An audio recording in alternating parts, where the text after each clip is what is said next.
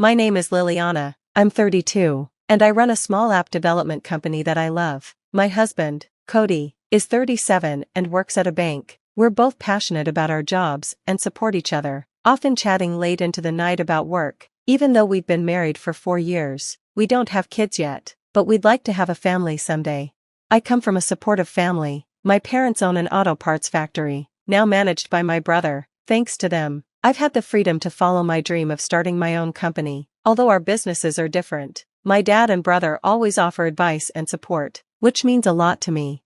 Cody's family, on the other hand, runs a small factory. As their only child, Cody was expected to take over, but he chose a different path. The factory wasn't doing well, and his dad, Andy, even thought about closing it. From a young age, Cody was inspired by a kind banker he met who left a strong impression on him. Cody decided he wanted to work in banking, so he studied hard and eventually joined a major bank, where he's now happy working. On the outside, our marriage seems good, but there's an ongoing issue with my mother-in-law, Fee. She doesn't respect my job because I work remotely sometimes. She thinks it's not real work, just because I can do it from home. She often pressures me to join family events, even threatening that I'm no longer family if I don't go. She's even implied that if I miss a family trip, Cody and I should divorce. It's frustrating because I do my best to work around the family's plans and make sure I'm never an inconvenience, but she doesn't understand or value what I do. Little did I know, this upcoming trip would be the last one I'd ever take with my in-laws. Some people think remote work is easy just because I have a flexible schedule, but that's not the case. My mother-in-law, Fee, also disapproves of other things about our lives. For example, when Cody and I got married, we built our house halfway between both of our parents' homes. It's less than a 30-minute drive to each house, even though the routes are different.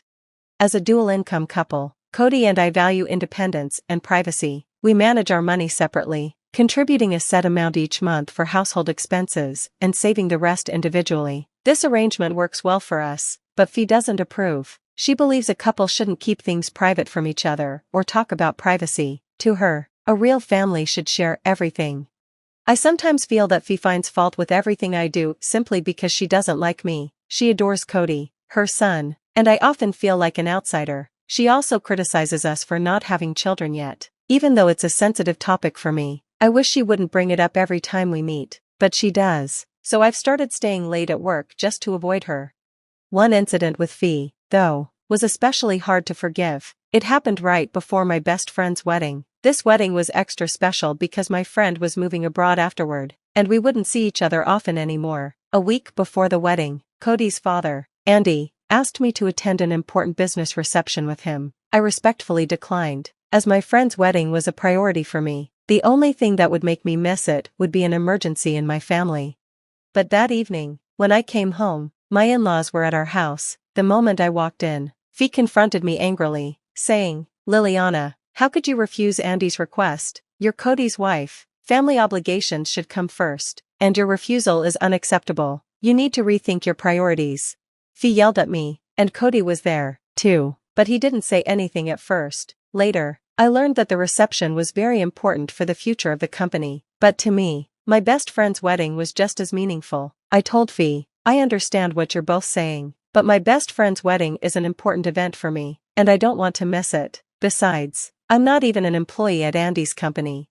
Then, to my surprise, Cody spoke up. "Can't you make an exception this time?" he asked. "This is really about the company's survival. I'm going, too, and it's a family effort. We can make it up to you for missing the wedding. This is a family crisis, can't you help us?"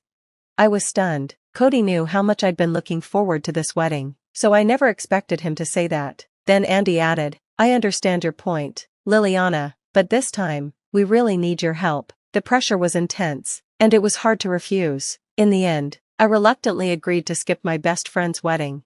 When I explained the situation to my friend, she understood and was more concerned about how I was feeling than anything else. I felt lucky to have such a supportive friend, even though I felt guilty about missing her big day. Once I decided to attend the reception, I put my energy into making it a success. On the day of the event, Cody and I arrived early. I tried calling Fee to check in, but she didn't answer her phone. Finally, my in-laws arrived just 10 minutes before the reception was supposed to start, looking disheveled, with messy hair and wrinkled clothes. I was shocked and asked, "Fee, what happened?" "Today's an important reception. Why do you look like this?" She awkwardly replied, "I just overslept." And Liliana, "Make sure you're not rude today." I was so close to snapping back. "I don't want to hear that from you." But somehow, I held my tongue and kept my composure. During the reception, however, Fee made several rude comments to our guests, not realizing how inappropriate she sounded. Fee seemed to think her comments at the reception were funny, but the guests' awkward smiles showed they didn't find her jokes amusing. As expected, we didn't secure the contract, and the event ended unsuccessfully. I thought to myself that if I'd known it would go like this, I would have gone to my best friend's wedding instead. I felt frustrated, having missed such an important day with my friend, only to end up at this disastrous reception. To make things worse, my in-laws didn't seem to see anything wrong with how it turned out. They even said things like, "After such a big event and no contract, it's like dealing with con artists. Good thing we didn't make a deal with such strange people." I was speechless. They were completely oblivious to the reality of the situation. After this incident, I felt even more uncomfortable around my in-laws and started avoiding them as much as I could. But there was one thing I couldn't escape: Cody's family tradition of going on an annual family trip. This tradition had started when Cody was a kid, and it continued even after we got married. I was expected to join every year, but these trips were exhausting for me. I was always the one stuck with the chores and logistics, driving, booking hotels, researching tourist spots, and handling all the tedious tasks. If I ever tried to voice my opinion or suggest something, I was immediately shut down and told, "Don't overstep." Even when we visited tourist spots, I was often left behind at the hotel and didn't get to see the places I was interested in. Honestly, I dreaded these trips every year and even hoped I might fall ill on the day so I wouldn't have to go. The time for this year's family trip arrived, and even though my in-laws claimed they were financially tight, they insisted on planning another lavish trip. As usual, I was given the job of finding and booking the hotel. I put a lot of effort into planning, hoping to keep Fee, who's always quick to complain, in a good mood. Since I don't drink, I'm also expected to be the driver, which I don't mind because it lets me avoid some of their conversations. But just before the trip, a crisis happened. My mom collapsed and was in critical condition. Under these circumstances, going on a trip wasn't even an option for me. I was overwhelmed with worry and knew I needed to get to my mom as soon as possible. Since it was the day before the trip, I told Cody I was canceling and started preparing to go to the hospital. Cody offered to come with me, but I declined. It felt like he was assuming the worst about my mom's condition, and I didn't want to hear that. Together, we went to tell Fee that we wouldn't be going on the trip. She exploded in anger, saying, "You're saying you can't go on the trip I planned? If you don't come, you're no longer family. As my son's wife, you should prioritize this family trip. Isn't that right, Cody?" She looked at Cody, clearly expecting him to agree, and cut him off when he seemed like he wanted to say something different. I was so shocked by her reaction that I didn't know what to say. Nothing was more important than being with my mom in her critical state. Just then, my brother called. He told me that while mom's condition was serious, she was stable. Unfortunately, because of a contagious illness outbreak, I couldn't visit her right now. He mentioned that if she recovers, I could come for a short visit later, so there was no rush to be there immediately. Hearing this, I hesitated, unsure of what to do next. Sensing my hesitation, my brother asked what was wrong. I explained my situation to my brother, sharing my dilemma about the trip. He seemed a bit frustrated but suggested a solution I hadn't considered. The trip destination was actually near my parents' home. He assured me that if my mom's condition worsened, I could get to the hospital quickly from the hotel. Since I wasn't allowed to visit her in the hospital yet, staying at home or at the hotel wouldn't really make a difference. Taking his advice, I told Fee, "All right, I'll go on the trip." She responded with, "Goodness, if you had said that from the start, I wouldn't have had to get angry. Marrying someone so naive is such a hassle. Remember, if you don't come, it's divorce." She even added, "I'll have to re-educate you from now on." Cody looked surprised by her comments, but we agreed to go on the trip under the condition that I could leave for the hospital if needed. Fee smirked and remarked, "It'd be a problem if our driver suddenly disappeared, right? You're part of this family now, so our needs come first. Remember your role as my son's wife. This is an important family event." Her smug attitude annoyed me, but I kept quiet to avoid further conflict. On the day of the trip, I was so worried about my mom that I couldn't stop checking my phone. Meanwhile, Fee had already started drinking beer in the morning, turning the back seat of my car, where I was the designated driver, into a mini party. I was surprised to see Cody joining in on the drinking, but since everyone had cleared their schedules for this trip, I reminded myself to let them enjoy it. Throughout the drive, Fee made constant demands, asking me to stop for the bathroom or to pick up more alcohol from a store. I felt like a chauffeur, but I was prepared to endure it. Then, my phone rang. It was my brother. He told me that Mom had survived, her condition had stabilized, and she had regained consciousness. Her diagnosis was subarachnoid hemorrhage. I still couldn't fully relax since there were concerns about potential after effects from my mom's condition. It was comforting, though, to have my brother updating me regularly. Feeling anxious, I shared the news of my mom's recovery with my in-laws, but Fee responded with, "If she's better, there's no need to bother us with this. You're making a big deal out of nothing." Andy chimed in, "Exactly. Don't spoil our trip with grim news. We're here to enjoy ourselves."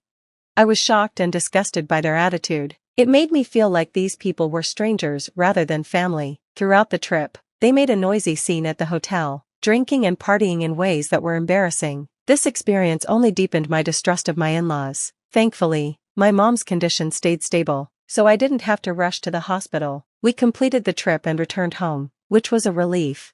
While I was sorting through our laundry after the trip, Fee showed up at our house. She said, "You have a dryer here, right? We don't have one, so let me use yours," and appeared with a big pile of laundry. Feeling exasperated, I replied, "There's a laundromat with dryers nearby. I have my own laundry to do, and I'm using the dryer right now, so it's not possible."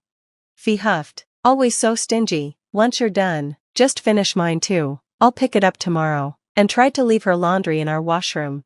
Cody stepped in and said firmly, "Go to a laundromat. Liliana is tired, and she has work tomorrow. It's not possible." Fee was furious. Feeling that her son was defending me, she stormed out, slamming the door and leaving her laundry behind, shouting insults as she went. Looking back, I sometimes wonder if things could have gone differently that day and changed what happened next. A little later, Fee returned and said, "During the trip, I realized something. Liliana, you don't seem to understand what it means to be married to Cody. We might face more issues like this in the future, and since we couldn't settle it, I think it's time for you to make a decision." She then placed a family contract and divorce papers on the table. I was stunned. A family contract? The idea was absurd and only reinforced my belief that she was unreasonable. But Cody's response was the silver lining. He said, "I have something to say. If you keep forcing your one-sided views on us, I'll cut ties. I can't put up with this anymore. Do you even understand who Liliana is? She's my wife, not your servant or your housekeeper. You're the one misunderstanding your role here." Fee was shocked. Cody had rarely confronted her before, not because he agreed with her, but to avoid conflict. She turned her anger toward me, accusing me of changing. "Cody, since marrying you, he's different. He used to be so sweet. It's insane for him to talk to me like that. You must have brainwashed him. Turn him back into the old Cody," she demanded. Cody stood his ground and said, "The one doing the brainwashing is you. You always explode without listening to anyone else's opinion. Honestly, you've been a toxic parent, never letting me live the life I wanted. Instead of accepting our marriage, you've been taking it out on Liliana. Enough is enough. I'm not getting a divorce, and if you have a problem with that, you should stay out of our lives." Hearing this, Fee turned to Andy, who was with her, and burst into tears.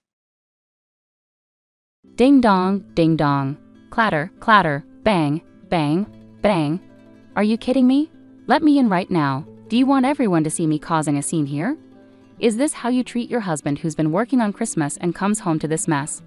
My husband was furious, pounding on the gate of my family's home. Christmas is usually a special time for us, just before the big day. I accidentally found an envelope recently that revealed my husband's betrayals. As a wife and mother, I've been living through miserable and hopeless days since then. He had been working late, he said, but really he was spending our money on his girlfriend. He barely even bought presents for our kids. I couldn't stand it anymore. I opened the door and confronted him in front of my family. And then, what's going on? I'm just an ordinary housewife, living with my husband and 2 children. Depending on your values, some people might spend Christmas Eve with a boyfriend or girlfriend and Christmas Day with their family. And that's how it was for me. I have a brother and a sister, and since we were young, if any of us were dating someone, we'd spend Christmas Eve with them. Our family does things a bit differently from others. We don't always celebrate Christmas on the 25th because of our jobs. Both our parents and us have work that keeps us busy even on holidays. So instead, we made our own tradition. celebrating Christmas when we all had time off during the winter break. We cooked together, enjoy cake, and watch special year-end TV shows. As we grew up and became independent, my brother, sister, and I kept up this tradition in our own ways. A few years ago, I got married and had children of my own. At first, celebrating Christmas Eve with my husband and our child was a joyful time. But over time, our relationship changed from being romantic partners to focusing more on our family as a whole. Christmas Eve started to feel more like a routine than a special occasion. Eventually, we both agreed that our children's happiness was what mattered most at Christmas. Any discussion about what to do on Christmas Eve slowly faded away. So when my husband said, "Sorry, I might be stuck at work overnight on the 24th. The kids celebrate Christmas on the 25th, right? I'll try to be back by then," it felt like a natural progression of how our Christmas traditions had evolved. I wasn't particularly emotional when I realized my husband wouldn't be home for Christmas Eve. It was just another sign of how our relationship had changed over time. Despite this, I still love him deeply and I'm content with our life together. So I focused on preparing for our kids' Christmas alone, considering it another form of happiness. Hey, is this all the money we have for living expenses this month? Did something unusual happen with your paycheck? I hate to sound critical, but expenses always pile up at year-end. I was hoping we could stretch our budget a bit more with Christmas coming up in about a month. I was shocked to see that the money my husband gave for living expenses was significantly less than usual. I quickly pleaded with him. If I could have managed it, I would have done so already. Things are tight on my end too. There are work-related parties and expenses that I have to cover upfront for the new year. Do you think I enjoy cutting back like this? Managing our budget with limited resources is also a crucial part of being a housewife, isn't it? My husband seemed visibly frustrated and avoided looking at me or talking further.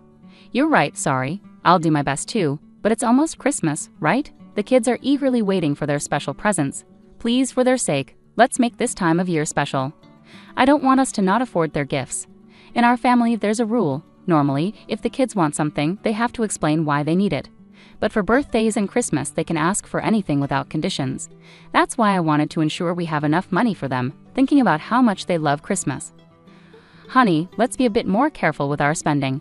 Kids, what do you want for Christmas? My husband sighed loudly and called the kids over. I want a cartoon DVD set, but I also want a picture book about trains, Dad. Which one do you think is better? Well, the book, definitely. It will help you learn to read, and you can share it with your friends at their houses. You could even read it to younger friends. You'd be such a cool big boy. I really want a new doll set so I can feed it and sleep with it, but my crayons broke recently and now I can't draw. I wonder which wish Santa will grant.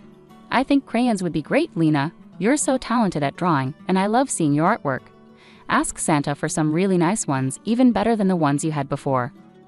But what about the dolls? Can't you listen to what I want? Santa only visits good children. Naughty kids who are selfish get nothing. I'll ask for crayons. While pretending to listen to the kids, my husband clearly pushed them towards the cheaper options. Aaron's gift can be from a used bookstore, and Lena's gift can be from the dollar store. This way, we won't have to spend extra money on Christmas. Do you think spending money is the only solution? How foolish, he sneered, making sure only I could hear him. Extra expenses? That's not saving money. My husband called our children's eagerly anticipated presents extra expenses, manipulating their innocent minds to suit his agenda.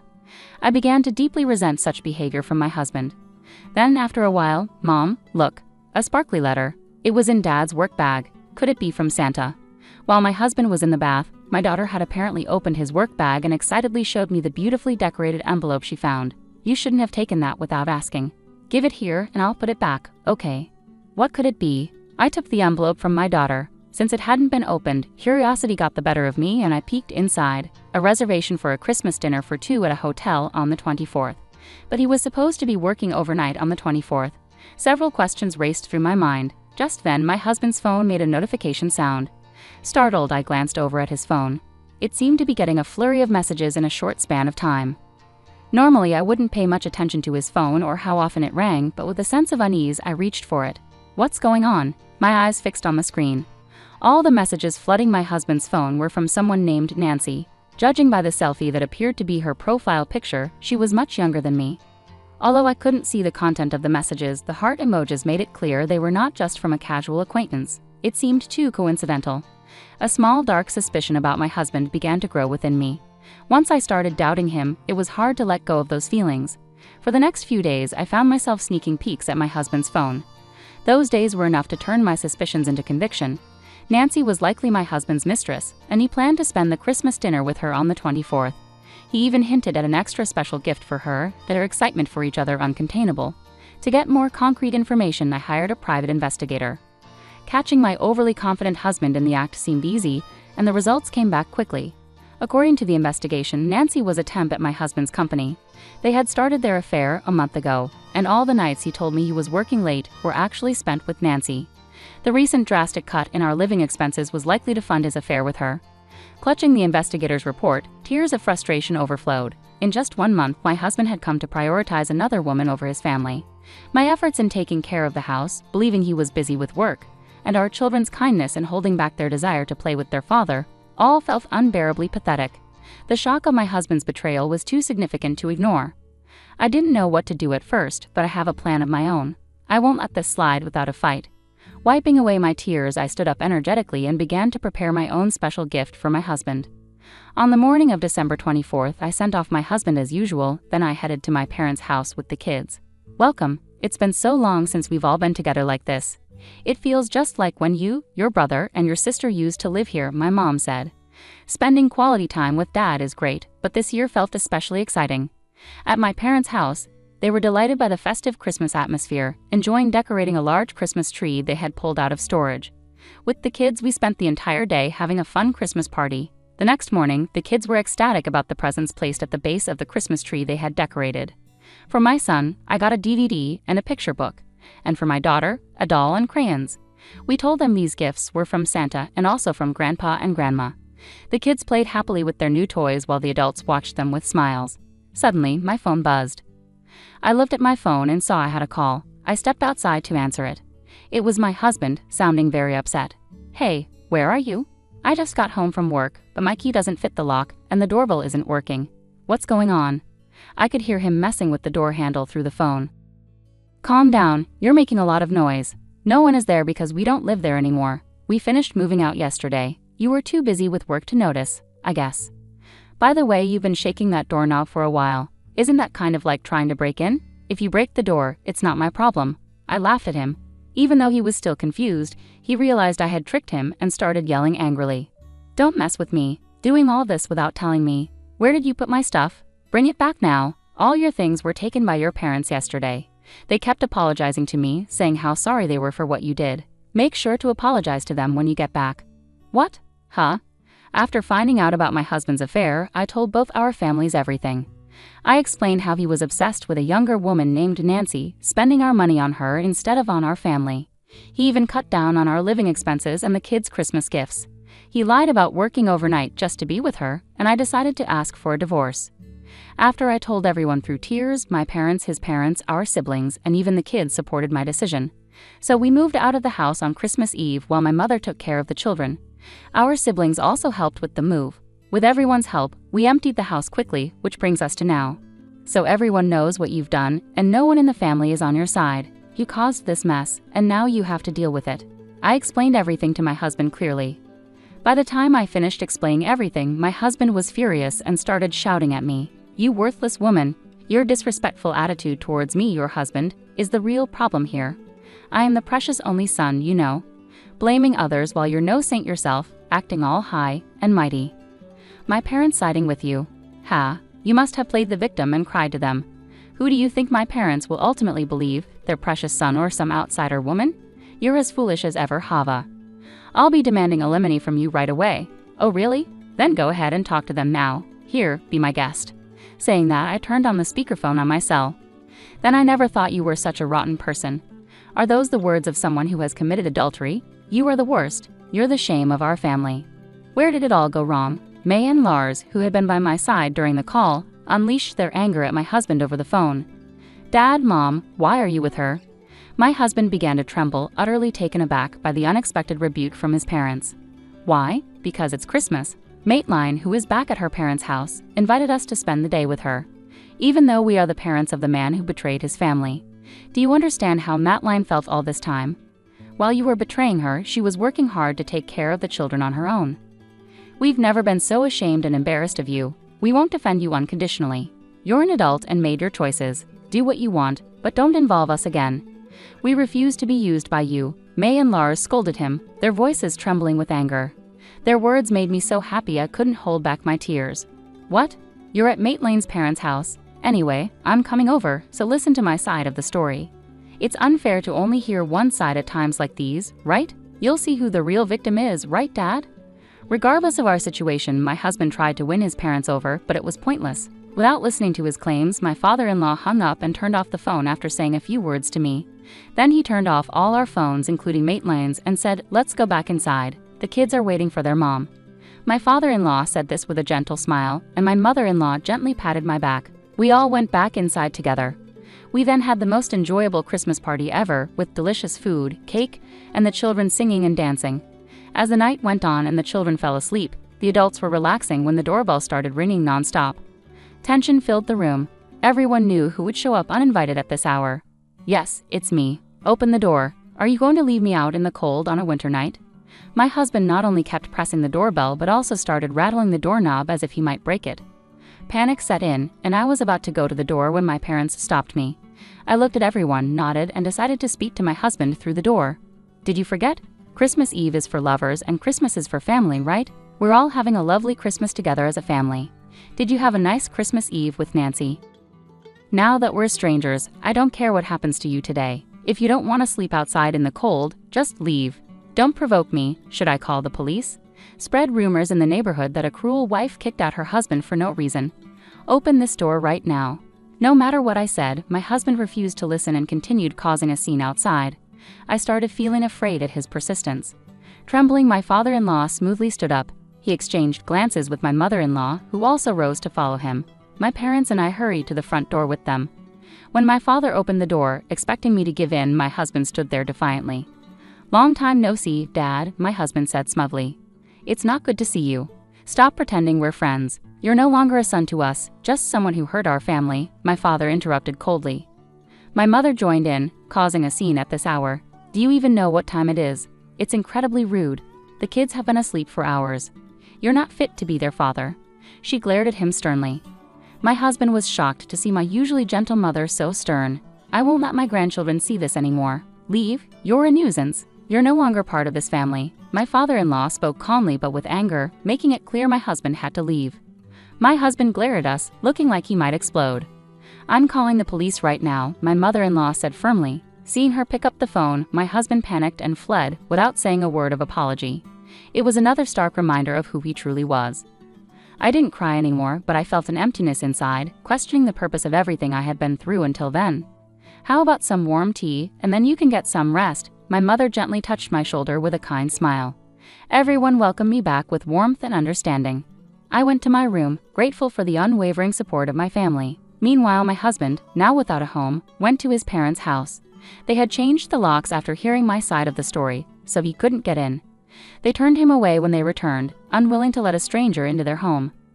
Left out in the cold, my husband finally realized the gravity of his actions and his parents' words. Now he sincerely regrets his actions and has agreed to the divorce and alimony. I had a lawyer ready just in case, but thankfully it didn't turn into a messy legal battle. After the divorce was finalized, I started a new life at my parents' house with my children. I'm focused on my work and raising my kids with the loving support of my parents. It's busy, but every day feels meaningful. Although I won't see my ex-husband again, I stay in touch with my in-laws. They're wonderful grandparents to my children and a great support to me. Even though we're no longer family on paper, I hope they'll always be part of our lives and continue to watch over the children as they grow. Do you both have everything? Let's go. Don't forget to say goodbye to Grandma and Grandpa. Bye. I silently prayed for these ordinary, peaceful days to last forever and looked forward to celebrating next Christmas together as a family, seeing my children's happy smiles.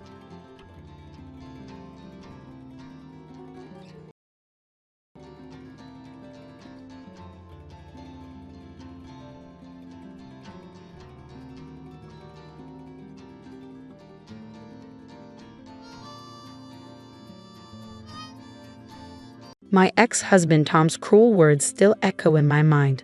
"I shouldn't have married an old hag like you. Younger women are definitely better. I can't even walk with you in public. You're so embarrassing. If I could go back in time and start my life over." He said these things to me a decade ago. I'm Elizabeth, and I'm 48 years old now. I was 33 when I married Tom, who was 5 years younger than me. We met at the hospital where I worked as a nurse, and he was a new doctor fresh out of his residency. Tom frequently sought my advice, and his genuine curiosity was endearing, so I found myself drawn to him despite our age difference. After 2 years of dating, we married.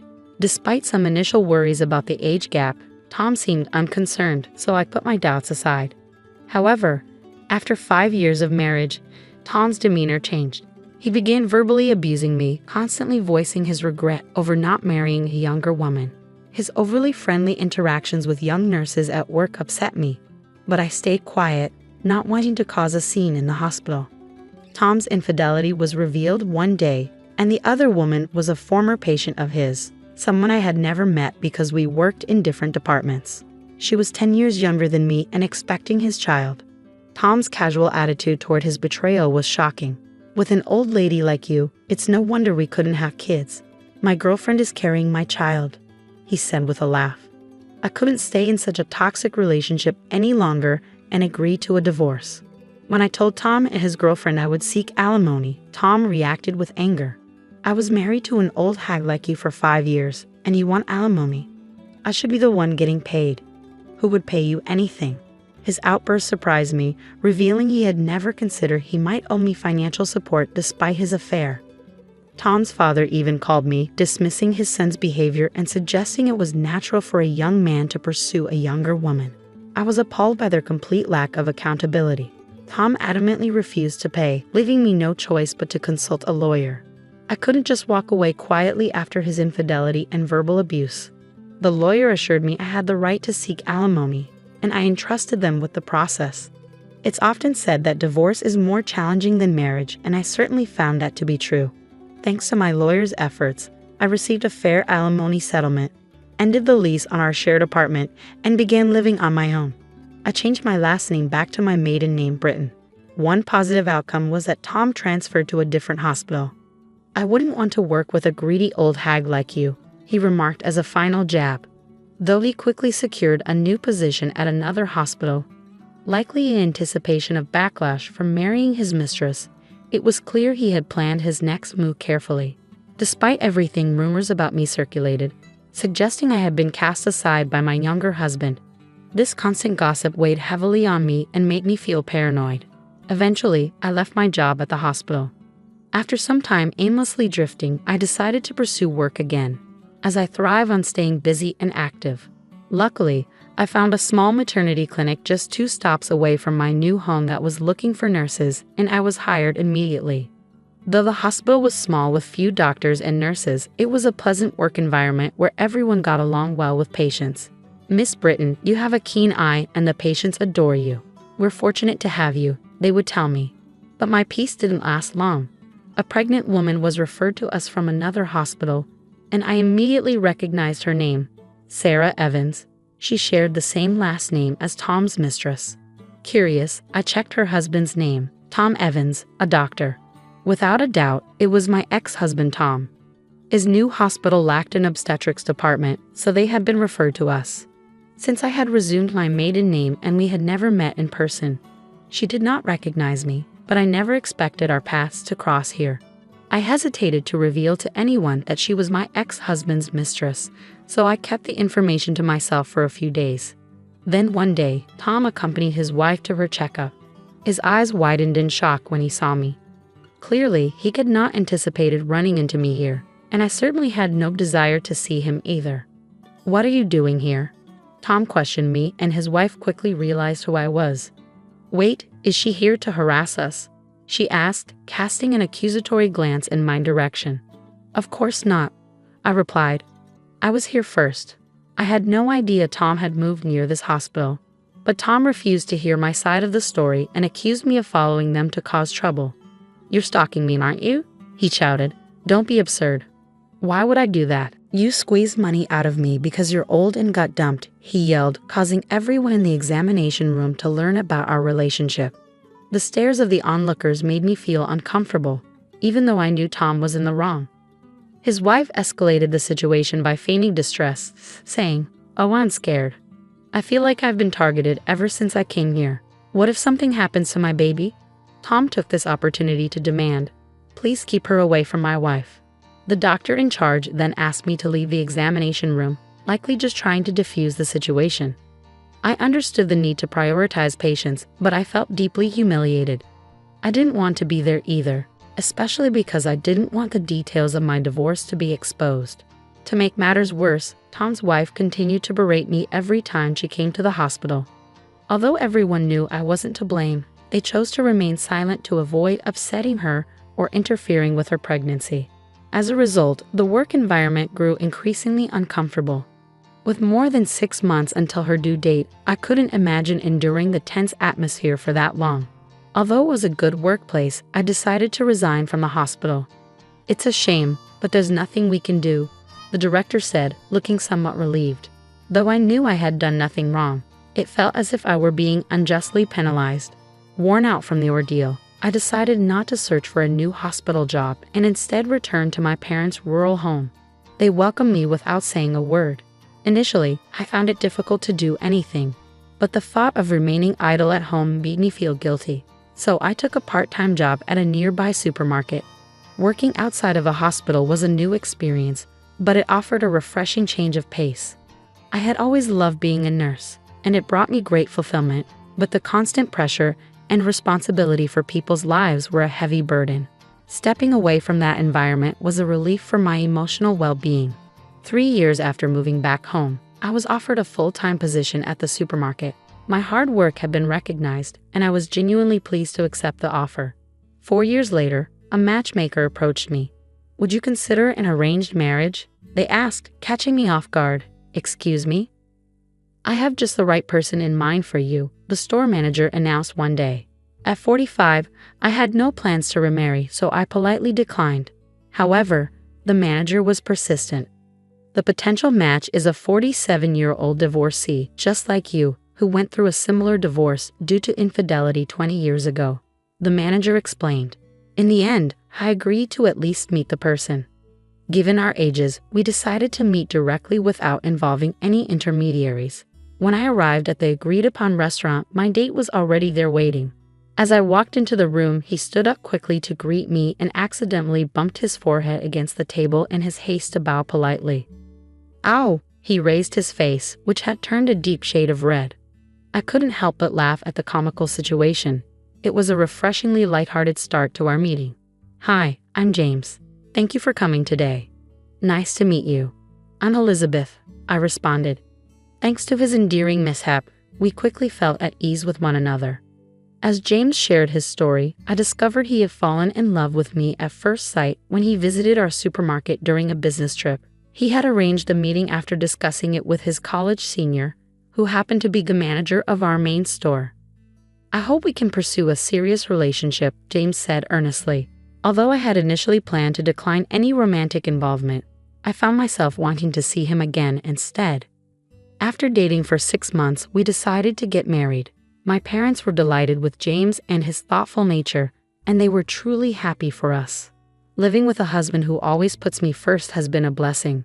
Since we were both older, we had agreed not to have children and instead hoped to enjoy a peaceful life together. But when I turned 48, my health began to decline. A visit to the hospital revealed an unexpected surprise. I was pregnant. I never thought I would conceive at my age, and my initial symptoms did not suggest morning sickness. My husband seemed just as taken aback. "It looks like there's a baby on the way," I told him. His immediate response was, "That's wonderful. So who's the lucky one? Do I know them?" "Yes, you know them very well. They're standing right in front of you," I said with a smile. "What? I'm the one who's pregnant?" he asked, astonished. At my words, my husband looked perplexed and remained silent for a moment. I couldn't help but think, of course, this is the reaction I expected. He turned his gaze to my belly, our baby. I nodded, and his eyes grew even wider in surprise. The news was so unexpected that it clearly took him a moment to process. "I mean, even I didn't see this coming. So we're going to be mom and dad." "Looks like it," I confirmed. "Really? Whoa." My husband, taken aback by the unexpected news, embraced me with excitement. "It's unbelievable. A miracle, a miracle. Is it okay for me to give birth?" I hadn't considered not going through with the pregnancy, but I was aware of the potential complications given my age. Even the hospital staff asked me, "What do you want to do?" I understood the risks of having a baby at an older age for both the mother and child. I anticipated that not everyone around me would be supportive, and some might question my decision. Concerns about raising a child at this stage of life also weighed on my mind. Despite these fears, I couldn't imagine ending the life growing within me. "What are you talking about?" "Of course, yes," my husband quickly responded. His enthusiasm brought me happiness, but after some time, he began to express concern for my health. It's easy to imagine the potential challenges even for someone as supportive as my husband. We talked extensively and consulted with our doctor before ultimately deciding to move forward with the pregnancy. While our parents were initially surprised and concerned, they were also genuinely happy for us. We chose to give birth at a large, well-equipped hospital to ensure the best care. The doctor overseeing the pregnancy was kind and reassuring, and on the day of one of my checkups, an internist was scheduled to be present alongside the obstetrician as a precaution. My husband was supposed to accompany me, but he had an unavoidable work commitment, so I attended the appointment alone. To my astonishment, my ex-husband Tom was also at the hospital. I never expected to encounter him in a setting like this. "Wait, seriously? You're the 48-year-old pregnant woman?" Tom exclaimed with a laugh. Having a baby at that age is unbelievable. The obstetrician and nurse in the room exchanged confused glances, but Tom seemed unfazed. "You have no right to speak to me like that. I'm genuinely concerned about you getting pregnant at your age. It's not appropriate. You're already an anxious woman. Are you even qualified to be a doctor? Why are you acting so superior? You should know that most patients here are affluent. Do you not realize you're making a fool of yourself?" "Excuse me, Dr. Evans, I'll be leaving. I wouldn't want to give birth in a hospital with a doctor like you." "Fine, leave." Dr. Evans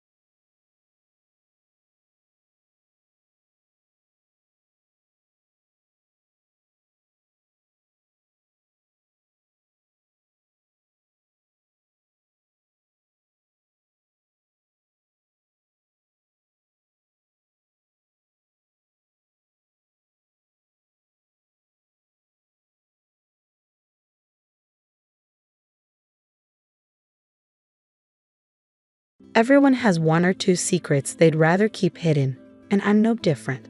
When I was younger, I was quite wild. Now, I'm a quiet and unassuming woman, but losing my parents at 15 sent me down a wrong path. I ended up joining a gang of troublemakers. I got some of the girls from the gang together and started our own group. Because my dad made me learn wrestling when I was a kid, I was known around town for being really strong, even stronger than the boys. My time in that world ended after I met someone special, but living that kind of life leaves some issues behind. My name is Nancy, and now I'm 35. I live as an ordinary housewife and work at a local supermarket. With my light makeup and quiet personality, no one would guess that I once wore bright makeup and rode motorcycles. Yes, I was in a gang and even led a group of girls. But then I met my husband Joshua and everything changed. It all began 10 years ago during a fight with another gang. They were always causing trouble whenever we met. One day, things got really intense. Joshua stepped in unexpectedly to help his brother, who was part of the other gang. As everyone was fighting and falling, Joshua and I were the only ones left standing. I even remember him laughing when he realized his brother wasn't even there. Despite the chaos, Joshua seemed really calm and composed. I couldn't help but notice. "Hey, you're pretty cool," I said to him. "Me? Really? Looking like this? You must have some strange tastes. Were you calling out for someone named Noah? Did you find him?" "No, it turns out my brother wasn't here." That's how our quiet chat began. Joshua's brother was a troublemaker beyond saving. Joshua even took up boxing to try and set him straight. He couldn't stand by and watch wrongdoing happen. He seemed like a guy full of fairness. As we talked more, we got closer. We started seeing each other more often, and it was clear we liked each other. But Joshua didn't like troublemakers back then. Even though we liked each other, my past in the gang held us back. Eventually, Joshua said he'd only be with me if I left the gang for good. Tired of all the pointless fights, I decided to leave the group. We started dating and got married 5 years later. The gang I used to be in got broken up by another group 2 years after I left. After marrying Joshua, I changed a lot and became a calm and graceful woman. But our peaceful life got shaken up by a certain neighbor, Joshua's sister Somia and her husband.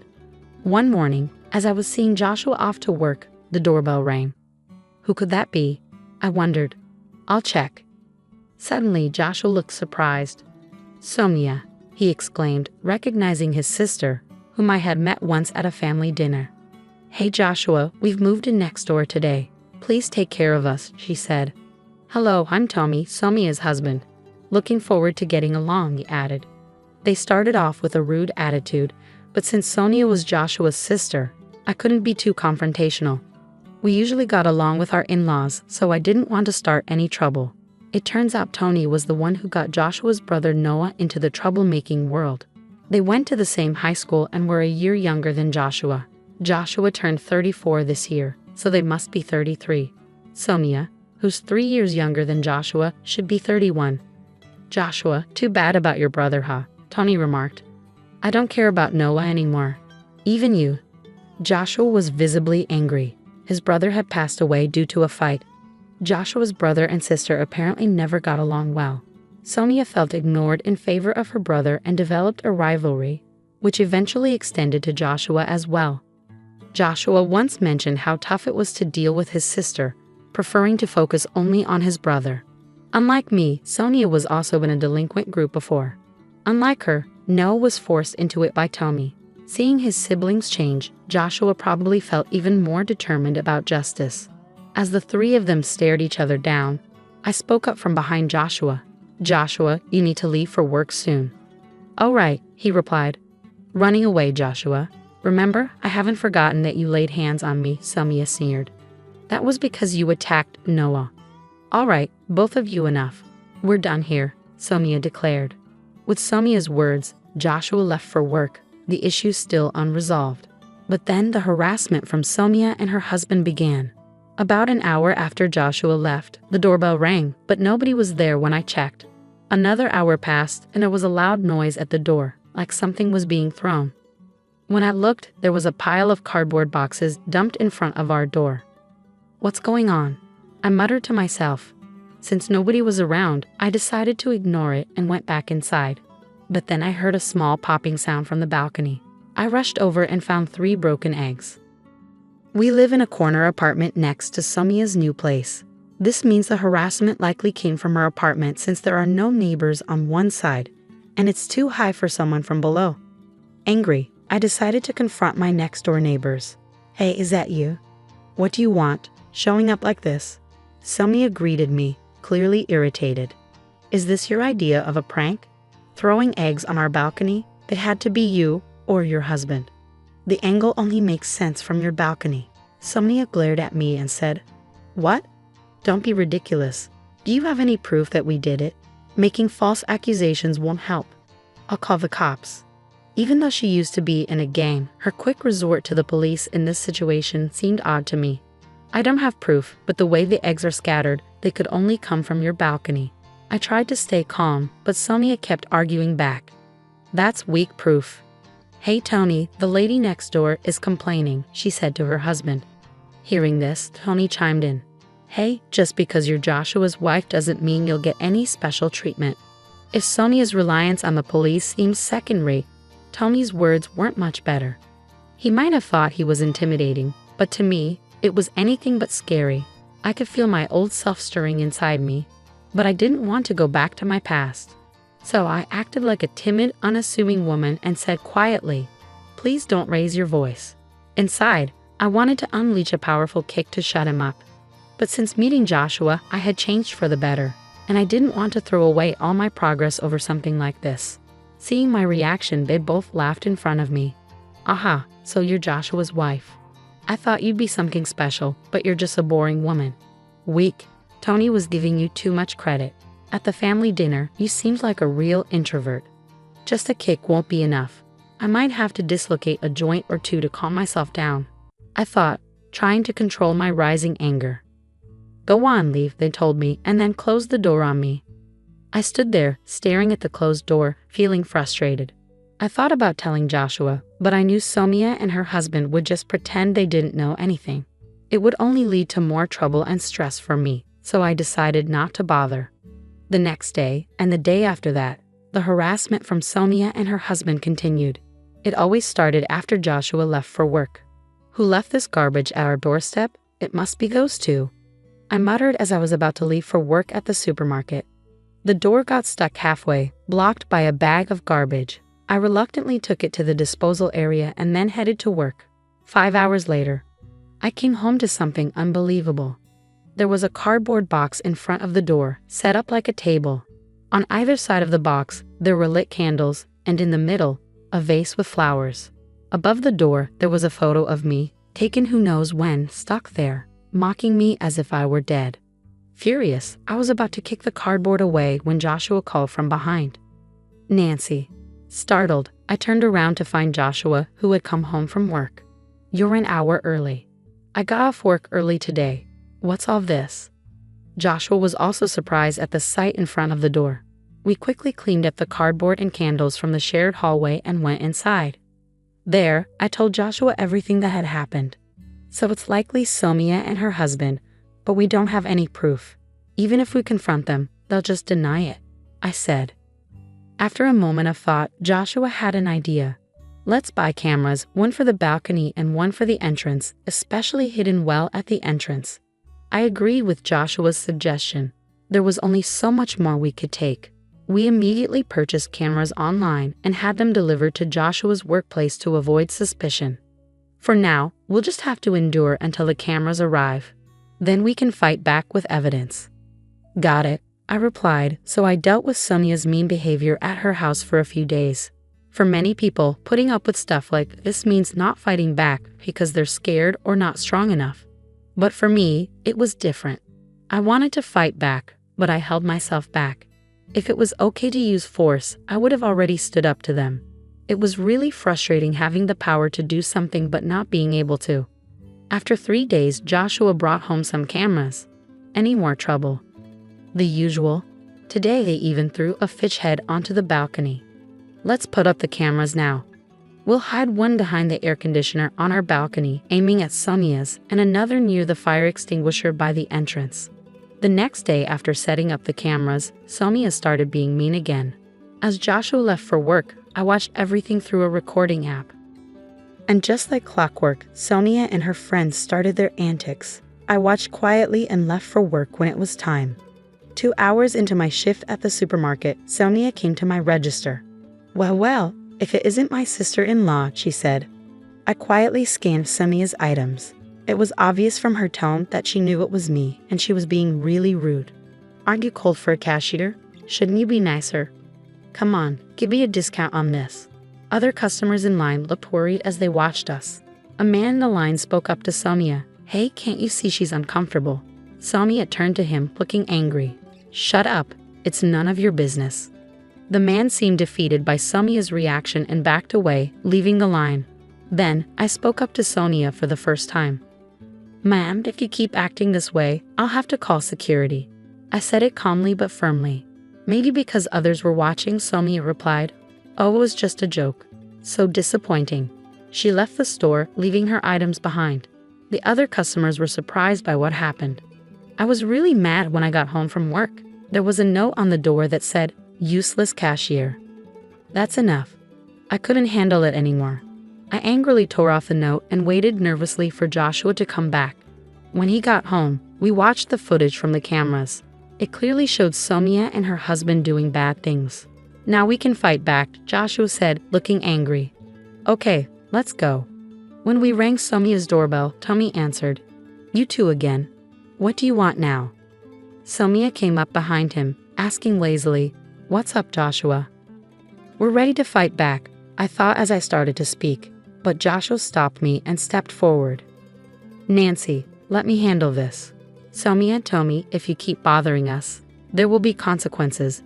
Joshua's voice was firm and threatening. Tony replied, What?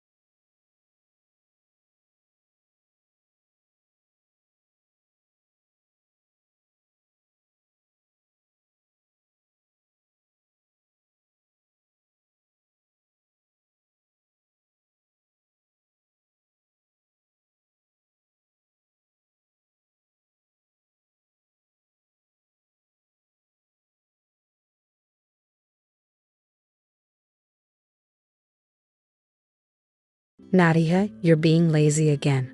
Oops. It's Kelly. I try to get up, but my body won't move. The door slides open, and Kelly comes in, sounding angry. Why are you taking a break? Just because you're a daughter-in-law? Kelly comes over to me and does something shocking. She takes away the cushion I'm sitting on. What? I fall back on the floor as she takes the cushion. I quickly cover my stomach with my hands but feel a sharp pain. It seems Kelly kicked me in the belly when I fell. Get up already. With that annoying belly, I should give you another one. I felt hopeless, but someone was watching. They made Kelly sit down and scolded her. Because of that person, I was saved. My name is Nadia. I'm 30 years old and I'm pregnant. Even though I have some health problems because of the pregnancy, the happiness of carrying the baby of the person I love keeps me strong. Nadia, are you okay? If you feel bad, tell me. Yeah, thanks. We're heading to my parents' house to share the news about the baby. Tom's driving, keeping an eye on me. I told Tom first about the pregnancy. When I shared it after his work, he was exhausted but thrilled. Whether it's a boy or a girl, all that matters is a healthy baby, he said, getting emotional, which made me tear up. I wondered if the people we're going to tell will be as happy. Are you feeling nervous? A little, I admit. Tom smiles at me, and I manage a faint smile back. If we were telling my biological parents, maybe I wouldn't be so anxious. It's a bit complicated. I lost my mom when I was young. Since then, my dad has been raising my brother and me alone. It must have been really tough. I love my dad a lot. When my brother moved out after getting married, and it was my turn, I worried about leaving my father alone. Dad, want to live together. After discussing it with Tom, I proposed this to my father, but his reply surprised me. You know, I've been thinking of remarrying. It turned out he had been close to a woman for a while, so I gained a new mother. When we arrived at my parents' house, my new mother welcomed us. Hello, welcome. Mom, it's been a while. Even though I call her Mom, it feels strange every time. She became my mother after I moved out, so I've hardly spent time with her. Unlike my easygoing father, she always seems strict. Simply put, she's not easy to get along with. Today I have something I want you all to hear. Beside my father sat my new mother, and beside me Tom. After we all gathered in the living room, I nervously shared my news. Oh, what is it? Well, it's still early, but I'm pregnant. Really? Congratulations, that's wonderful. My dad's face lit up with joy, his usual laugh lines showing. I'm going to be a grandpa. Looks like it's time for me to start feeling old. I can't wait to be a dad. I'm so thrilled. While Tom and my dad chatted happily, I quietly watched my mom's reaction. She didn't show much expression, hard to figure out. What was she thinking?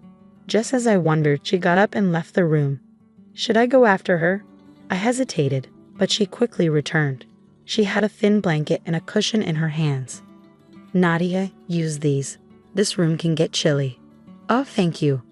I felt a bit happy realizing she was worried about me, but my mom always seemed stern. Was it her cold, serious manner that made her hard to approach? A simple congratulations would have meant a lot to me.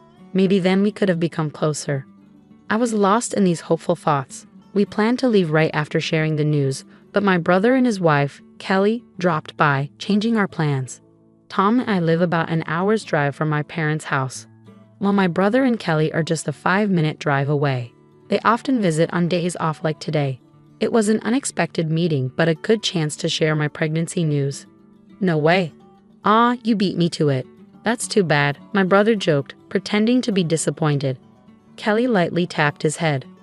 What are you saying? First, congrats. Congratulations, Nadia. Thank you. Kelly had a vibe similar to my mom's, direct and kind, but a bit intimidating. Honestly, I'm envious. We've been trying with no luck. Just getting older over here. At this rate, we'll be old before we know it. I'm only 2 years younger than you. Thanks for trying to cheer me up. Kelly often made self-deprecating comments like this. I always find it tough to respond in these moments. Well, we should probably head out, Tom. Yeah, let's go. As we were getting ready to leave, my parents and my brother's family offered to walk us out. Feeling a bit dizzy, maybe from the pregnancy or just the tension, I needed to be careful not to fall. I was holding onto the handrail for safety when suddenly I felt a heavy impact on my right shoulder from behind. Ouch! I nearly stumbled but managed to stay upright, thanks to the handrail. Sorry, Nadia. I tripped and accidentally bumped into you. Are you okay? Yes, I'm fine. It was Kelly who had bumped into me. Tripped? But we were just walking down a straight hallway. Can that really happen? Normally, wouldn't you grab the handrail or the person next to you if you were about to fall? Why would she bump into me knowing I was pregnant? A chill ran down my spine, feeling uneasy. Sorry. Oh, you don't think I did it on purpose, do you? Don't look at me like that. It's okay. I'm fine. I couldn't accuse her without proof. Maybe it was just an accident. With that, we left my parents' house without saying anything else. After getting home, I took some time to think. Maybe I'm being a bit oversensitive because of the pregnancy. I've always gotten along okay with Kelly. There are things about her that I find difficult, but we've never really had a problem. I'm sure that feeling of malice I sensed was just in my head. I tried to convince myself of that. But after that, I started encountering strange things more often, and with each incident my distrust towards Kelly grew. The first odd thing was about my personal belongings left at my parents' house. It turns out they were somehow thrown out in the garbage. It was my mom who contacted me. I found some clothes that looked familiar in the trash. I picked them up, but what do you want to do with them? Can you leave them as they are? I'd like to check them later. When Tom and I went to check, they were indeed my belongings. Both my mom and dad said they would go into my room, but they wouldn't throw anything away without asking. So who did? Well, the day before the garbage day, Kelly came over to visit. Oddly enough, she was alone. My heart raced as previous incidents came flooding back. My mom looked at me silently, then said something as if she had sensed something. Maybe I shouldn't have said that. It's not good to suspect without proof. But maybe you should ask, what will you do? What can I do? It bothered me, but I didn't want to stir up unnecessary trouble. It's okay, she probably just came over to visit. All right then. For a while, everything was calm. Thankfully, my pregnancy was progressing smoothly, and the baby was growing healthy. Before I knew it, I was already 8 months along. By this point, I had reached a stable phase of the pregnancy, and my physical condition had improved. Since I hadn't seen Kelly in a while, there were no more issues. Then one day, my dad invited us over, saying, "Why don't you and Tom come over on your next day off?" He chose a day when there was a big festival near our parents' house. Every year, we gather at our parents' house for this festival. It's a lively celebration with all our relatives. When I told them about your pregnancy, everyone was thrilled. They said they'd love to see you, but of course, your health comes first. Standing for long periods was challenging with my growing belly, but otherwise I was doing well. I think we'll go. Yay, everyone will be really happy. With Tom saying yes, we went to visit my parents' house after a long time. Hi there, Nadia. Congratulations. My, you've grown a lot. Your baby is going to be strong and healthy. Every family member I saw said congrats. Some of them I only see on special days like this. I felt really happy and ended up moving around more than I should have. Nadia, are you moving too much? Is your belly feeling tight? My mom noticed it first. I hadn't even realized my belly was tight. Oh, you're right. It does feel a bit tight. Please take care. You're going to be this child's mom, Mom said firmly, then held my hand and guided me to another room. There was a mattress in there. Take a rest for a little while. Thank you. I could still hear everyone's voices from the nearby room. Lying down, I realized I was more tired than I thought. I felt like I could fall asleep right there. As my head started feeling fuzzy and I began to drift off, I felt a gentle tap on my head. Huh. When I opened my eyes, there was Kelly with a serious expression. Hey, what are you doing here? Everyone came to see Nadia, didn't they? It's kind of selfish to sleep. Come on, get up. Without waiting for me to respond, Kelly pulled me back out to where the relatives were. Oh, Nadia, where were you? Surrounded by everyone, I couldn't say I needed rest. So I just joined the conversation, forcing a smile. But as I stood and moved around, I could feel my belly tightening again. It wasn't good. I tried to leave a few times, but Kelly stopped me each time. Seriously, you always try to be alone. Do you dislike everyone that much? Accused like this, I couldn't leave. I stayed as long as I could, but when Kelly went to the bathroom, I finally sneaked away to another room. I really wanted to lie down, but I couldn't take the risk. I didn't know when Kelly might come back. Struggling to keep steady, I managed to sit down on a cushion I brought from the other room. I let out a quiet sigh. Honestly, lying down was all I wanted. But I couldn't risk Kelly finding me. She'd been subtly criticizing me since earlier. This place felt like a battleground. I couldn't relax for a moment, stay strong. But despite my efforts, my belly kept tightening. It wasn't painful, but it felt hard. I was only 8 months pregnant, not ready to give birth yet. I didn't want to stress the baby more. But if I rested, who knows what Kelly might say about me? When should I move? What should I do? While I sat there, holding my belly, worrying. Nadia, slacking off again. Darn it. It's Kelly. I tried to stand up, but I couldn't move. With the sound of the sliding door opening, Kelly entered, her voice full of anger. Why are you resting? Just because you're the daughter-in-law? Kelly marched aggressively towards me. But here, in this house, I'm treated like a daughter, not just a daughter-in-law. That's what I believed. But then she did something unbelievable. She grabbed the cushion I was sitting on. Huh? The force made me fall back onto the mat. Instinctively, I protected my stomach with my hands, but then felt a heavy impact on them. It was Kelly's foot. She had kicked towards my stomach as I fell. Luckily, her foot hit my hands first, lessening the impact on my belly. Get up already with that annoying belly. Need me to give you another one? She didn't seem to care anymore. I knew I needed to get up quickly, but my heavy belly and the shock slowed me down. You're too slow. As I was on all fours, Kelly raised her foot again. Stop. I couldn't react in time. I curled up tightly, bracing myself. And then it happened. Stop. A loud, commanding voice filled the room. I looked towards the voice and saw my mother standing there, her expression fierce. Don't move, understand? My mother quickly walked over and crouched next to me. Mom, how's your belly? Did you hit your head? Are you okay? Any pain? Mom checked me over, her brows furrowed with concern. I'm okay, just scraped my leg a bit. Nothing serious. Let me see. But it's just a small. Just let me see. I extended my right leg as she asked. It wasn't a big deal. When I fell, I couldn't protect myself properly because I was shielding my belly, so I just scraped my knee. It was a bit raw, but not serious. I was relieved that the baby was okay, but seeing my red knee, Mom's frown deepened. It looks sore. We need to clean it. It's really not a big deal. Don't downplay it.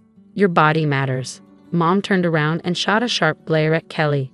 Kelly, sit down over there. It's not what you think. I was just trying to, you know. Just sit down. Kelly, ordered firmly by my mom, sat down looking pale. Mom took a deep breath and shouted even louder. This is ridiculous. The room felt tense. Startled, Kelly shrieked and flinched. Kelly, do you understand what you've done? It's not like that. I was just trying to fix the cushion, and Nadia fell over. Right, Nadia? I was fixing it? Kelly tried to justify herself. That's not true, Kelly, I replied after a moment. You clearly pulled it out. And why would anyone need to fix a cushion someone's sitting on? It doesn't make sense, and it's not necessary. Yeah, exactly. I didn't expect Nadia to fall like that. It really surprised me. Kelly nodded vigorously. There was no sign of remorse or concern in her expression. It was like she was insisting she did nothing wrong. It felt like she blamed me for being clumsy. I could almost hear her thoughts. She was trying to get away with it, but I knew she did it on purpose. At that moment, I was terrified, not just for myself, but for the baby inside me. I shuddered at the thought of what could have happened if I hadn't shielded my belly. If she had kicked me directly, it would have been horrifying. I wanted to confront Kelly, but the words wouldn't come out. Seeing my struggle, Kelly smirked. Look, it seems Nadia doesn't have anything else to say, so let's drop this topic. We're running out of drinks anyway, and I should go check on everyone. Kelly stood up quickly, her smug demeanor from earlier now serving as an excuse to leave. Mom watched silently. She's going to get away with it. I have to speak up. After everything that happened, after risking my baby's safety, I couldn't just stay quiet. In my panic and confusion, I managed to blurt out, "You kicked me." Kelly turned back, looking startled. What are you talking about, Nadia? You kicked me, Kelly. Whether pulling the cushion was on purpose or not, I don't know, but you aimed for my belly. Wait, Nadia. Kelly started to come towards me, flustered. Stay calm. There must be a misunderstanding. I am calm. It's not a misunderstanding. You definitely kicked me. If mom hadn't intervened, you would have done it again.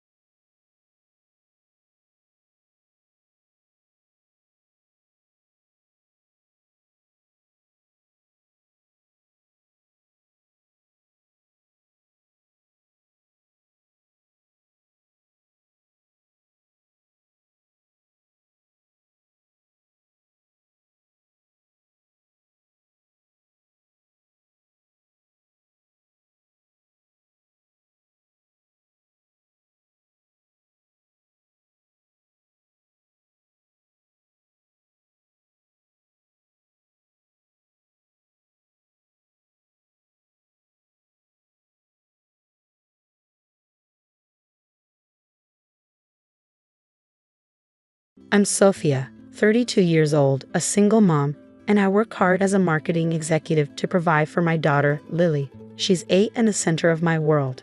But recently, our lives were turned upside down. The doctor's words still echo in my head. Miss Thompson, I'm afraid Lily has a rare heart condition. She'll need surgery. Urgently. Every night since, I lie awake, replaying those words, struggling to balance work, taking care of Lily, and now planning for her life-saving surgery. Just when I thought things couldn't get more overwhelming, my sister Olivia called for a family meeting. We gathered at our parents' house. Mom, Dad, Olivia, my younger brother Jake, and me. Olivia practically bounced with excitement, flashing her engagement ring. I have amazing news, she squealed. We're having a destination wedding in Bali. As everyone gasped in awe, my stomach tightened. I knew what was coming next. It's happening next month, and I need everyone there. No excuses. I took a deep breath. Liv, I'm so happy for you, but Lily's surgery is next month. I can't leave her. The room fell silent, then came the onslaught. Sophia, this is your sister's special day, Mom scolded. Dad chimed in. Can't you reschedule the surgery? Yeah, Soph, don't be so selfish, Jake added, not even looking at me. I couldn't believe what I was hearing. Selfish. I was talking about my daughter's life. Olivia's face twisted into a pout. You always do this, Sophia. You always try to steal my spotlight. Memories rushed back. Olivia's recitals overshadowing my soccer games, her graduation celebrated more extravagantly than mine, her achievements always prioritized. I fought back tears. That's not fair, Liv. You know that's not true. Well, if you really cared about this family, you'd find a way to be there, Olivia snapped. I glanced around, hoping for some support, but all I saw were disappointed faces. No one met my gaze. I stood up, my voice trembling. I'm sorry, but I can't abandon Lily when she needs me most. The weight of isolation settled on me as I left the house. How could they ask me to choose between my family and my child's life? The unfairness of it all made my head spin. That night, as I tucked Lily into bed, her small hand found mine. Mommy, are you okay? You look sad. I forced a smile. I'm fine, sweetheart, just thinking about grown-up stuff. Her eyes widened. Is it about my heart? Don't worry about that, honey, I said, kissing her forehead. Mommy's going to take care of everything. As I turned off the light, closing her door, I leaned against the wall, torn between my love for my daughter and the crushing expectations of my family. The following weeks blurred into long nights of work, endless spreadsheets, and every extra shift I could take. Every penny counted. One evening, after Lily had fallen asleep, I decided to call my parents, hoping they'd cooled off and would understand. Hey Mom, I was hoping we could talk about Lily's surgery. Sophia, now's not a good time, Mom said, her tone clipped. We're busy with wedding preparations. I swallowed my frustration. I understand, but this is important. Remember that joint account we set up for emergencies? I was thinking of using it for Lily's medical expenses. There was a long pause. Well, about that, my stomach dropped as I logged into the banking app. The account was empty. What happened to the money? I asked, my voice shaking. Dad came on the line. Sophia, don't overreact. We had some unexpected expenses for Olivia's wedding. You used our emergency fund for a wedding? I could barely believe what I was hearing. It's not just any wedding, Mom interjected. It's your sister's special day. You're being selfish again, Sophia. Selfish. My daughter needed life-saving surgery. I hung up, the sting of their betrayal fresh in my mind. Later that week, I ran into Jake at the grocery store. Hey Soph, how are you holding up? For a moment, I saw the brother I used to know. It's tough, Jake. I could really use some support. He shifted uncomfortably. Look, I get it. But maybe you should just suck it up and come to the wedding. It would make things easier for everyone. Easier for everyone except Lily and me, you mean? I said bitterly. Jake's face hardened. Don't put this on me, Sophia. You're the one causing all this drama. He walked away, and I felt the last thread of hope snap. The day before they were set to leave for Bali, I stopped by my parents' house to drop off some misplaced mail. As I approached the door, I overheard Olivia's voice. I just don't understand why she's being so difficult. It's like she's trying to ruin my wedding on purpose. Now, Mom soothed. We know how Sophia can be, always needing to be the center of attention. Exactly. Olivia chimed in, her voice full of frustration. I bet Lily isn't even that sick. Sophie is probably exaggerating to get sympathy. I stood frozen outside the door, unable to move as they tore me apart. The people who were supposed to love me unconditionally were dismissing my daughter's life like it was nothing more than an inconvenience. The next morning, I watched from my window as they loaded their cars, laughing and excited for their trip. Not one of them looked back at our house. Not one of them came to say goodbye. I sank to the floor, sobs shaking my body. How could they do this? How could they abandon us when we needed them the most? Mommy? Lily's small voice came from behind me. Why are you crying? I quickly wiped my tears and forced a smile. It's nothing, sweetie. Mommy's just a little tired. I hugged her close, making a silent vow to myself. We would get through this, just the two of us. I would never let anyone hurt my little girl the way they had hurt us. One sleepless night, an idea popped into my head. I'd seen stories of people raising money online for medical expenses. Maybe, just maybe. The next day, I set up a crowdfunding page. My hands trembled as I typed out our story, laying bare the raw truth of our situation. I hit post and held my breath. At first, nothing happened. Then, ping. A donation. Then another. And another. My phone buzzed. It was Sarah, a coworker. Sophia, I just saw your post. I had no idea what you were going through. We're all chipping in at the office, she said. I was overwhelmed. People I barely knew were reaching out, offering help and kind words. The next day at work, my boss, Rachel, called me into her office. My heart sank. Was this about all the overtime I had been working? Sophia, why didn't you tell me how bad things were? Rachel's eyes were filled with concern. I didn't want to bring my personal problems to work, I mumbled. Nonsense. We're family here, she said, handing me an envelope. It's an advance on your salary, and I'm giving you flexible hours. Your priority right now is Lily. I couldn't hold back the tears. Thank you, Rachel. I don't know what to say. As I left her office, I overheard two colleagues whispering. Can you believe what Sophia's family did? Choosing a wedding over her daughter's surgery. Disgusting. A part of me felt vindicated, but mostly, I just felt sad. Word of our situation spread, and soon the local news reached out to share our story. Before I knew it, I was sitting in front of a camera, telling the whole city what we'd been through. And your family? The reporter asked, her eyes wide with disbelief. They're not helping at all. I swallowed hard. No, they made their choice. The story aired that night, and my phone exploded with messages of support. Donations poured in even faster. At Lily's next hospital visit, we met Elena, a child life specialist. She had a warmth that instantly put Lily at ease. You know, Sophia, Elena said one day as we watched Lily play, you're doing an amazing job. Not everyone could handle this with such grace. I laughed bitterly. Grace? I feel like I'm barely holding it together. Elena squeezed my hand. That's the thing about strength. It's not about never falling apart. It's about picking yourself up every time you do. I threw myself into the final preparations for the surgery, work, hospital visits, last-minute fundraising. I was running on pure adrenaline. Finally, the day arrived. I held Lily's hand as they wheeled her into surgery, my heart pounding. I love you, Mommy, she whispered. I love you too, baby, so much. The wait was agonizing. Every minute felt like an eternity, but finally the doctor emerged with a smile. The surgery was a success. Lily's going to be just fine. Relief washed over me like a tidal wave. I sobbed, I laughed, and I thanked every force I could think of. Later, as I sat by Lily's bedside, watching her sleep peacefully, my phone buzzed. It was Jake. Hey, Soph.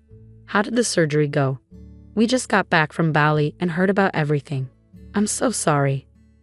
I turned off the phone without replying. They had made their choice, and now I was making mine.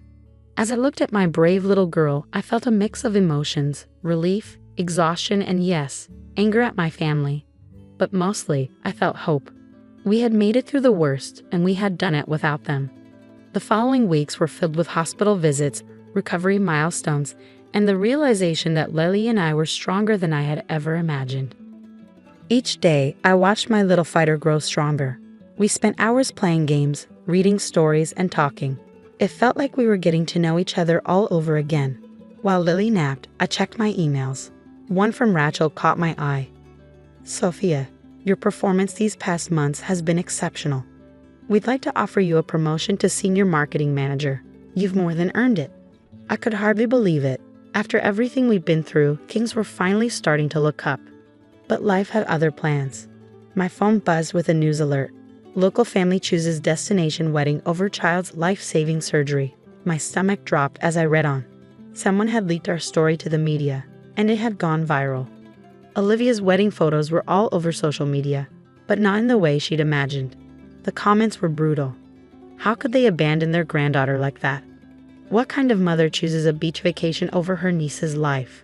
I felt a twisted sense of satisfaction, but guilt followed swiftly. I didn't want this. A few days later, Elena called. Sophia, have you seen the news? Your father's company is under investigation for misuse of resources. I hadn't, but a quick search confirmed it. Dad had apparently used company funds for their Bali trip. Then came the text from Jake. Soph, can we talk? I'm so sorry about everything. I stared at the message for a long time before replying. I'm glad you're sorry, Jake, but I need time. Please respect that. As for Mom, the stress took its toll. She was hospitalized for exhaustion and high blood pressure. Meanwhile, Lily and I were moving forward. Lily, how would you feel about moving to a new house? I asked one evening. Her eyes lit up. Can I have a purple room? I laughed. Absolutely. On moving day, as we stood in front of our new home, my phone buzzed again. It was Rachel. Sophia, you won't believe it. We just landed that big account we were hoping for. I grinned. That's fantastic. We should celebrate. Absolutely. Bring Lily. Elena is coming too. As I hung up, a wave of gratitude washed over me. We had been through hell, but we had come out stronger. We had a new home, new friends, and a new life ahead of us. Now, I have a question for you. If you were in Sophia's position, would you ever forgive your family for choosing a wedding over your child's life-saving surgery? Or do you believe some betrayals are unforgivable, no matter who commits them? Share your thoughts in the comments below.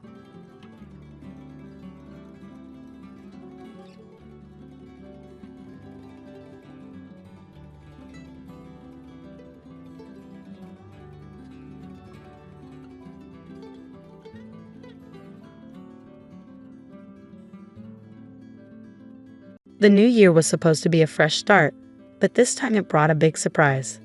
The doorbell rang, breaking the quiet of my cozy home.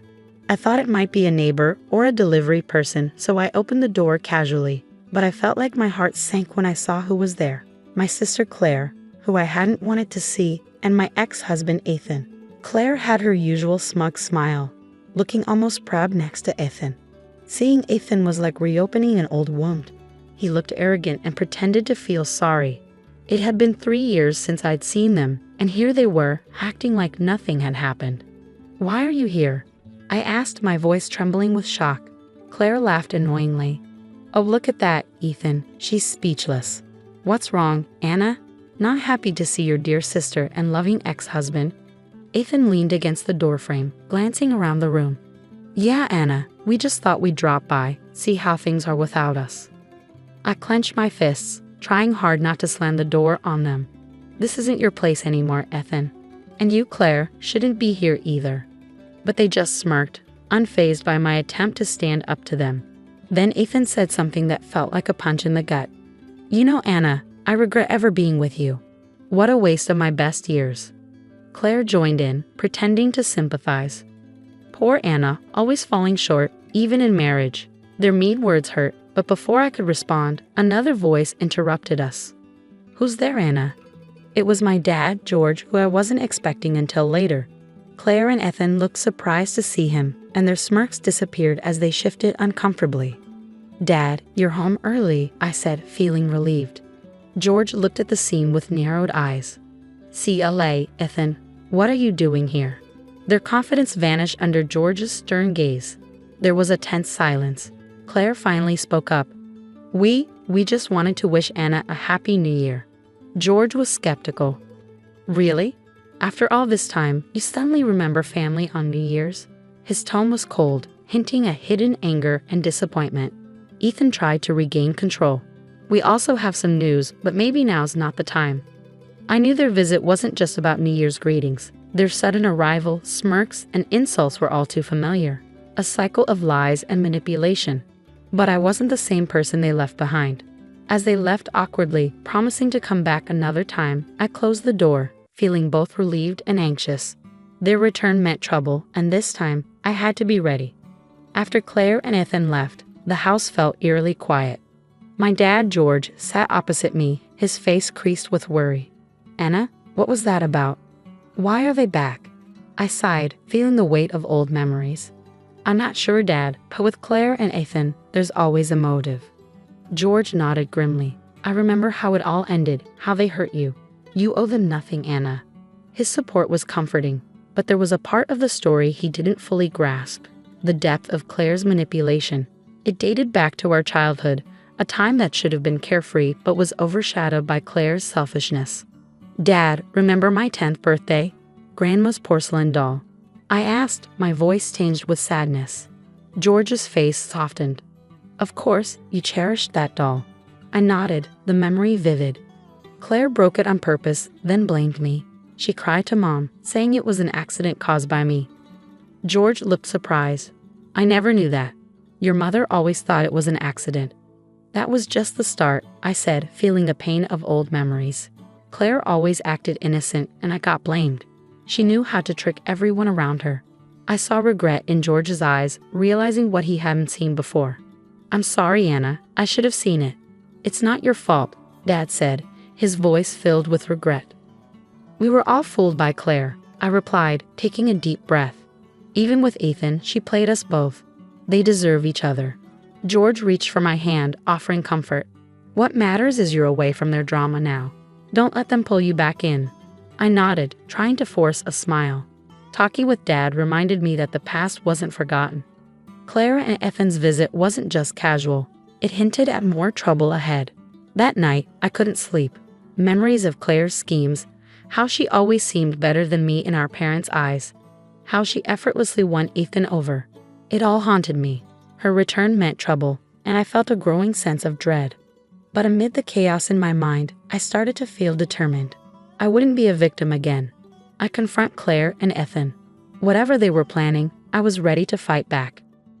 In the days after Claire and Ethan's visit, their words and smirks kept replaying in my mind.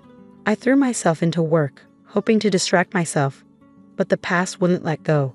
Remembering my marriage to Ethan, once filled with love, now felt like walking on thorns. It all started wonderfully. Ethan was charming, attentive, everything I thought I wanted. We were happy, or so I thought. But then things changed. Late nights, excuses, and avoiding my questions. I trusted him, ignoring my doubts and gut feelings. Then, one day, everything became clear. I came home early from a trip, excited to surprise Ethan. But I was the one surprised. I found Ethan and Claire together, laughing in our living room. It was a moment that shattered my world. The confrontation was a blur of tears, accusations, and painful truths. Claire showed no remorse, simply shrugging off my pain. "You were always too focused on work, Anna. Ethan needed someone, and I was there. It's not our fault he lost interest in you." Ethan's words were just as hurtful. "I thought I loved you, Anna, but Claire is different, more exciting. We were never right for each other." Their betrayal cut me deeply, shattering my heart and trust. The divorce was swift, with Ethan and Claire flaunting their relationship. I was left to piece together my shattered life, feeling foolish and betrayed. Sitting in my office, memories swirled, igniting anger within me. How dare they come back after what they did? How dare they disrupt my peace? But it wasn't just anger. It was a burning need for justice. I wanted them to feel a fraction of the pain they caused. Revenge, once repulsive, now seemed like the only way to close this chapter. I've decided. I'll confront them, demand answers. But I won't be the heartbroken wife this time. I'll be strong. They underestimated me once. They won't again. I dialed Ethan's number, my voice steady, my resolve unshakable. "Ethan, we need to talk. Meet me at the cafe on 5th Street tomorrow at noon." His surprise stammer was a small victory. "Sure, Anna. Tomorrow," he replied before the call ended. For the first time in days, I felt in control. The game had begun, and this time I was playing to win. The next day, the cafe was bustling. I spotted Ethan at a corner table, looking tense. His attempted smile didn't reach his eyes. "Anna, thanks for coming." "I wasn't sure you want to see me," he said, sounding unsure. "I don't," I replied sharply, sitting across from him. "But I need answers. Why are you and Claire back in my life?" Ethan squirmed. "Things haven't been great for us after we left. We've had some tough times." I felt a bitter satisfaction seeing him uneasy. "Tough times? You expect sympathy from me?" No, of course not," he stammered. "It's just that Claire is pregnant. We thought it's time to mend fences, for the sake of family." His words hit me hard. "Claire pregnant?"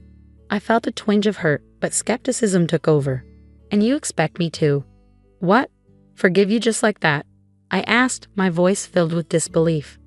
"It's not just that, Anna," Ethan said, avoiding my gaze. "There's the matter of your father's estate." So that was it, the real reason behind their sudden return.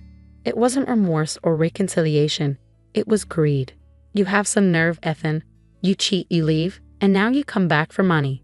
I felt my anger boiling over, my voice rising in the crowded cafe. "People can change, Anna. We've been through a lot. We just want a chance to start over, to be a family," he pleaded.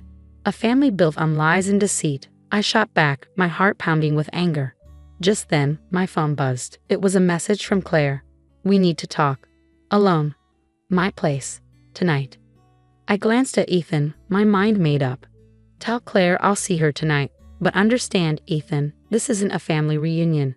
This is me settling the score." Ethan looked taken aback as I stood to leave. I felt a strange sense of power. I'd been their victim for too long. But now, things were changing. I walked out, leaving Ethan behind, my mind racing. Tonight's meeting with Claire wouldn't just be a talk.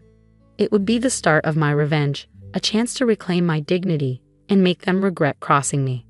Leaving Ethan behind at the cafe left me with a whirlwind of emotions: anger, betrayal, and a newfound determination.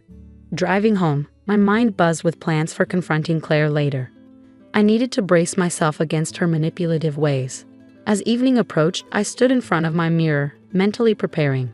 I saw a different woman from the one who once fell for Ethan or got overshadowed by Claire. Tonight, I was ready to face my past head-on. Claire's house was a sharp contrast to mine. Flashy, extravagant, a symbol of her and Ethan's shallow values. I knocked on the door, my heart racing but my resolve strong. When Claire opened it, she looked as poised and arrogant as ever. "Anna, come in. I'm glad you could make it." Her tone dripped with condescension, as if inviting me in was some kind of favor. Stepping inside, I took in the extravagant decor. "So Claire, why am I here? What do you want from me?" I asked, cutting to the chase. Claire led me to the living room, her movements graceful yet calculated. "I wanted to talk to you, sister to sister. It's been too long, and with the baby coming, I thought it's time we bury the hatchet." I almost laughed at her audacity. "Bury the hatchet? After you stole my husband and now come back for my father's inheritance?" Claire's expression hardened briefly before she composed herself. "Anna, let's be practical. Ethan and I need financial stability for our child. Your father's estate can help with that." Her greed was clear. "You expect me to just hand over what's rightfully mine after everything you've done?" "It's not just about the money, Anna," Claire said, falsely sincere. "It's about family. We're still sisters, after all." I stared at her in disbelief. "You lost the right to call me sister when you betrayed me." There was a heavy silence between us, tension thick in the air. Then, Claire's mask slipped, revealing her true nature. "Fine. If you're going to be selfish, let's talk legalities. Dad's will favors the first grandchild. My baby will secure the inheritance for Ethan and me." Her words hit me hard. This was her plan, to use her pregnancy to manipulate our father's will in her favor.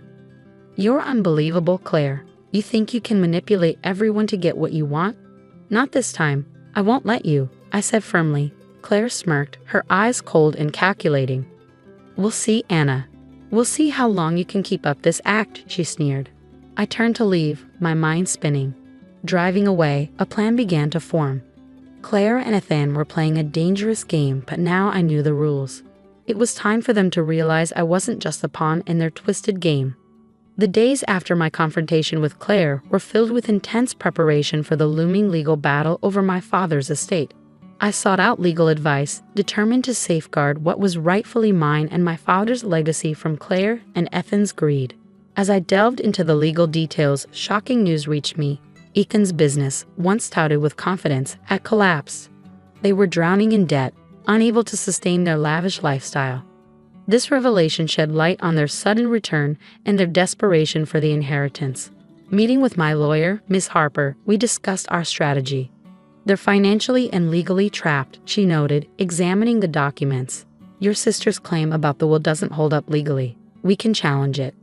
Miss Harper's confidence was reassuring, but I knew Claire and Ethan wouldn't give up easily. They were like cornered animals, unpredictable and dangerous. My resolve was tested sooner than I anticipated. One evening, returning home from work, I found Claire waiting on my doorstep, her expression a mix of defiance and desperation. Anna, we need to talk, she said, her voice shaky. I have nothing to say to you, Claire. This matter is with the lawyers now, I replied, trying to pass by her. She stepped forward, blocking my path. Please, Anna. I'm not pregnant. It was a lie, a plan Ethan and I made to influence Dad's will. Her confession, though shocking, didn't surprise me. It was just another deceit in their long list. So you've been lying all this time. What now, Claire? Ready to give up? I asked coldly. Claire's eyes filled with tears, but they didn't sway me. I don't know what to do. Ethan's business is ruined. We're losing everything. I need your help, Anna. Her plea for help, after all they'd done, was almost laughable. You want my help after everything you've done? You're delusional, I said, pulling away from her. The sister I knew died when you betrayed me. You made your choice, Claire. Live with it. Leaving Claire alone, I entered my house, closing the door on her and our past. It felt liberating. I was free from our toxic relationship. That night, in the quiet of my living room, I realized this was more than an inheritance battle. It was about my liberation, closing the chapter on Claire and Ethan's treachery and moving on. The following weeks were a whirlwind of legal battles. Claire and Ethan's desperation grew as their financial troubles mounted. Despite it all, I remained strong, with Miss Harper's help and my newfound resolve. The day of the court hearing arrived, the atmosphere tense and charged. The courtroom was cold, contrasting sharply with the simmering emotions within. Ethan and Claire sat together, trying to maintain a facade of unity, but their strained appearances betrayed their true feelings. As the proceedings began, Miss Harper skillfully dismantled each of their arguments. Claire's lie about her pregnancy was exposed, further weakening their case. I watched Claire as the reality sank in. The confident, manipulative sister I once knew was gone, replaced by someone consumed by the consequences of her actions. During a recess, Claire approached me, desperation in her eyes. Anna, please. I know I don't deserve your mercy, but we're ruined. We have nothing. Her words, once persuasive, now had no effect on me. You brought this upon yourselves, Claire. You chose greed and deceit, and now you must face the consequences.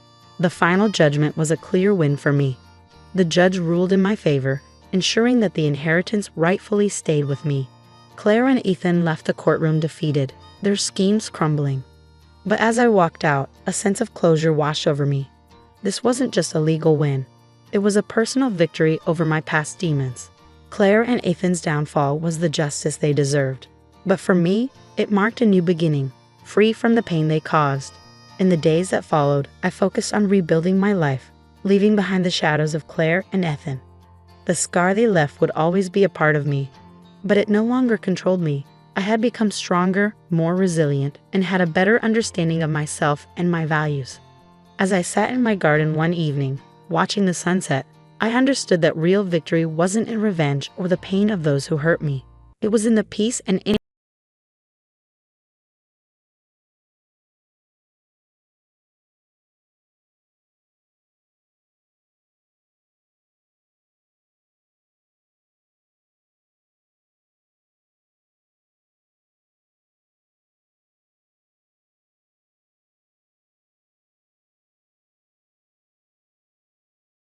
I really thought Mom had a lot of money saved up. I mentioned it before, right? It's time to kick her out. Why keep a jobless person here? I've been living here for 3 months, and my son and his wife used up all my savings. They treated me badly. I had enough, so I left quietly. Then, my son called me. Mom, what's happening? Tony sounded worried on the phone. Around that time, something I did became big news across the United States. I'm Sarah, and I'm 70 years old. I lived in France for a while, but I got sick, so I came back to the States. My old apartment was gone, so I asked my son and his wife if I could stay with them for a bit. Tony, my only son, is 44 and works in an office. He and his wife, Alice, don't have kids, and they live quietly. We lost touch while I was away, but I decided to reconnect, and Tony seemed happy to hear from me. I explained my situation and asked if I could stay for a while. Tony agreed, though he seemed unsure. It felt awkward to rely on them, but the happiness of being with family again outweighed my doubts. With a mix of nerves and happiness, I took a taxi from the airport to their house. When I got there, Tony and Alice greeted me at the door. Tony seemed glad to see me, but Alice looked upset. I plan to stay here for a few months. My stuff will arrive later, I said, leaving my carry-on bag and heading to the living room. We talked about our lives, jobs, and my time in France. When Tony asked why I moved there, I just said, I wanted to enjoy the French countryside as I get older. Tony laughed, but Alice stayed unhappy. We also talked about my health issues. I've been dizzy a lot, and might have Meniere's disease. Sometimes I can't stand and feel sick when it happens. I don't feel safe living alone, so I want to stay with them until I feel better. After our chat, I went to get my stuff for my carry-on. As I organized it in the hallway, I heard Tony and Alice talking. Are you serious about letting Sarah stay? I don't want to live with an old woman. She's my mom, Alice said. You're not always home because you work part-time, Tony replied. But what about when we're off work? How long is she staying? I want her gone. Alice insisted. Mom will leave eventually. Let's talk about money tomorrow. Just keep it down, she might hear you, Tony warned. She can't hear us, she's old. Old age brings sharp ears for insults, Alice said. There I was hearing their conversation in the hallway. I felt bad for suddenly staying with Tony and his wife. It must be hard for them, but I'm happy to spend time with them after so long. When Tony was young, I raised him alone after my husband died. We didn't have much, and Tony faced difficulties with his health. This doesn't make up for that, but I came here to apologize and show gratitude. It's a shame I'm not welcome, but they have their own lives. I went to the guest room they gave me, trying to calm my anxious heart. The next morning, Tony went to work, leaving just Alice and me at home. While I was doing some crafting in the living room, Alice came up to me. Hey Sarah, can you clean up this mess? I looked around and saw fabric scraps and threads scattered about. Oh, I'm sorry. I'll clean it up. Do you want to see what I'm making? I showed her the small pouch I was sewing, with a little green turtle design. It's a turtle pouch. I love turtles, so I make crafts with turtle themes. It even has a zipper on its shell, I explained. That's nice, Sarah, but you can't stay here all day. Find somewhere else to go when I'm not working. You're in the way, Alice said, cutting me off, clearly uninterested. But I get dizzy if I go outside too much, I protested. I'll drive you to the nearby community center to stay during the day. I have things to do at home, Alice said firmly, without room for discussion. She added, and while you're here, help with the chores. You're not just here to relax. Since we're letting you stay, do some cleaning and laundry instead of crafting. Stunned, I finally replied, okay, and slowly got up from the armchair. Despite feeling dizzy and sore, I ended up doing all the housework. Alice and Tony treated me like a housekeeper, and it seemed like Alice hadn't been keeping up with chores before I arrived. That night, when Tony got home, he asked, Mom, did you bring your banking card? He spoke with a smile. I don't mind you living with us, but life costs money. Could you chip in? I looked at Tony, nodded, and stood up. I took out my banking card from my handmade pouch and handed it to him. He checked it quickly, and his face tightened. Wait, Mom, is this all you have saved? Any other accounts? I replied. That's all I have. I don't need much at my age. No chronic illnesses or anything. I smiled as the conversation continued, but Tony's expression darkened. This isn't enough money, not even $10,000. You said you were living well abroad, so I assumed. Tony kept pressing me, asking if I had more money. When I said no, he sighed and slumped his shoulders.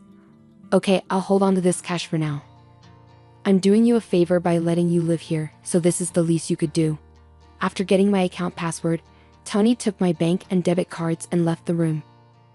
That night, lying in bed, I could hear Tony muttering through the wall that separated our rooms. This is disappointing. I thought Mom was wealthy.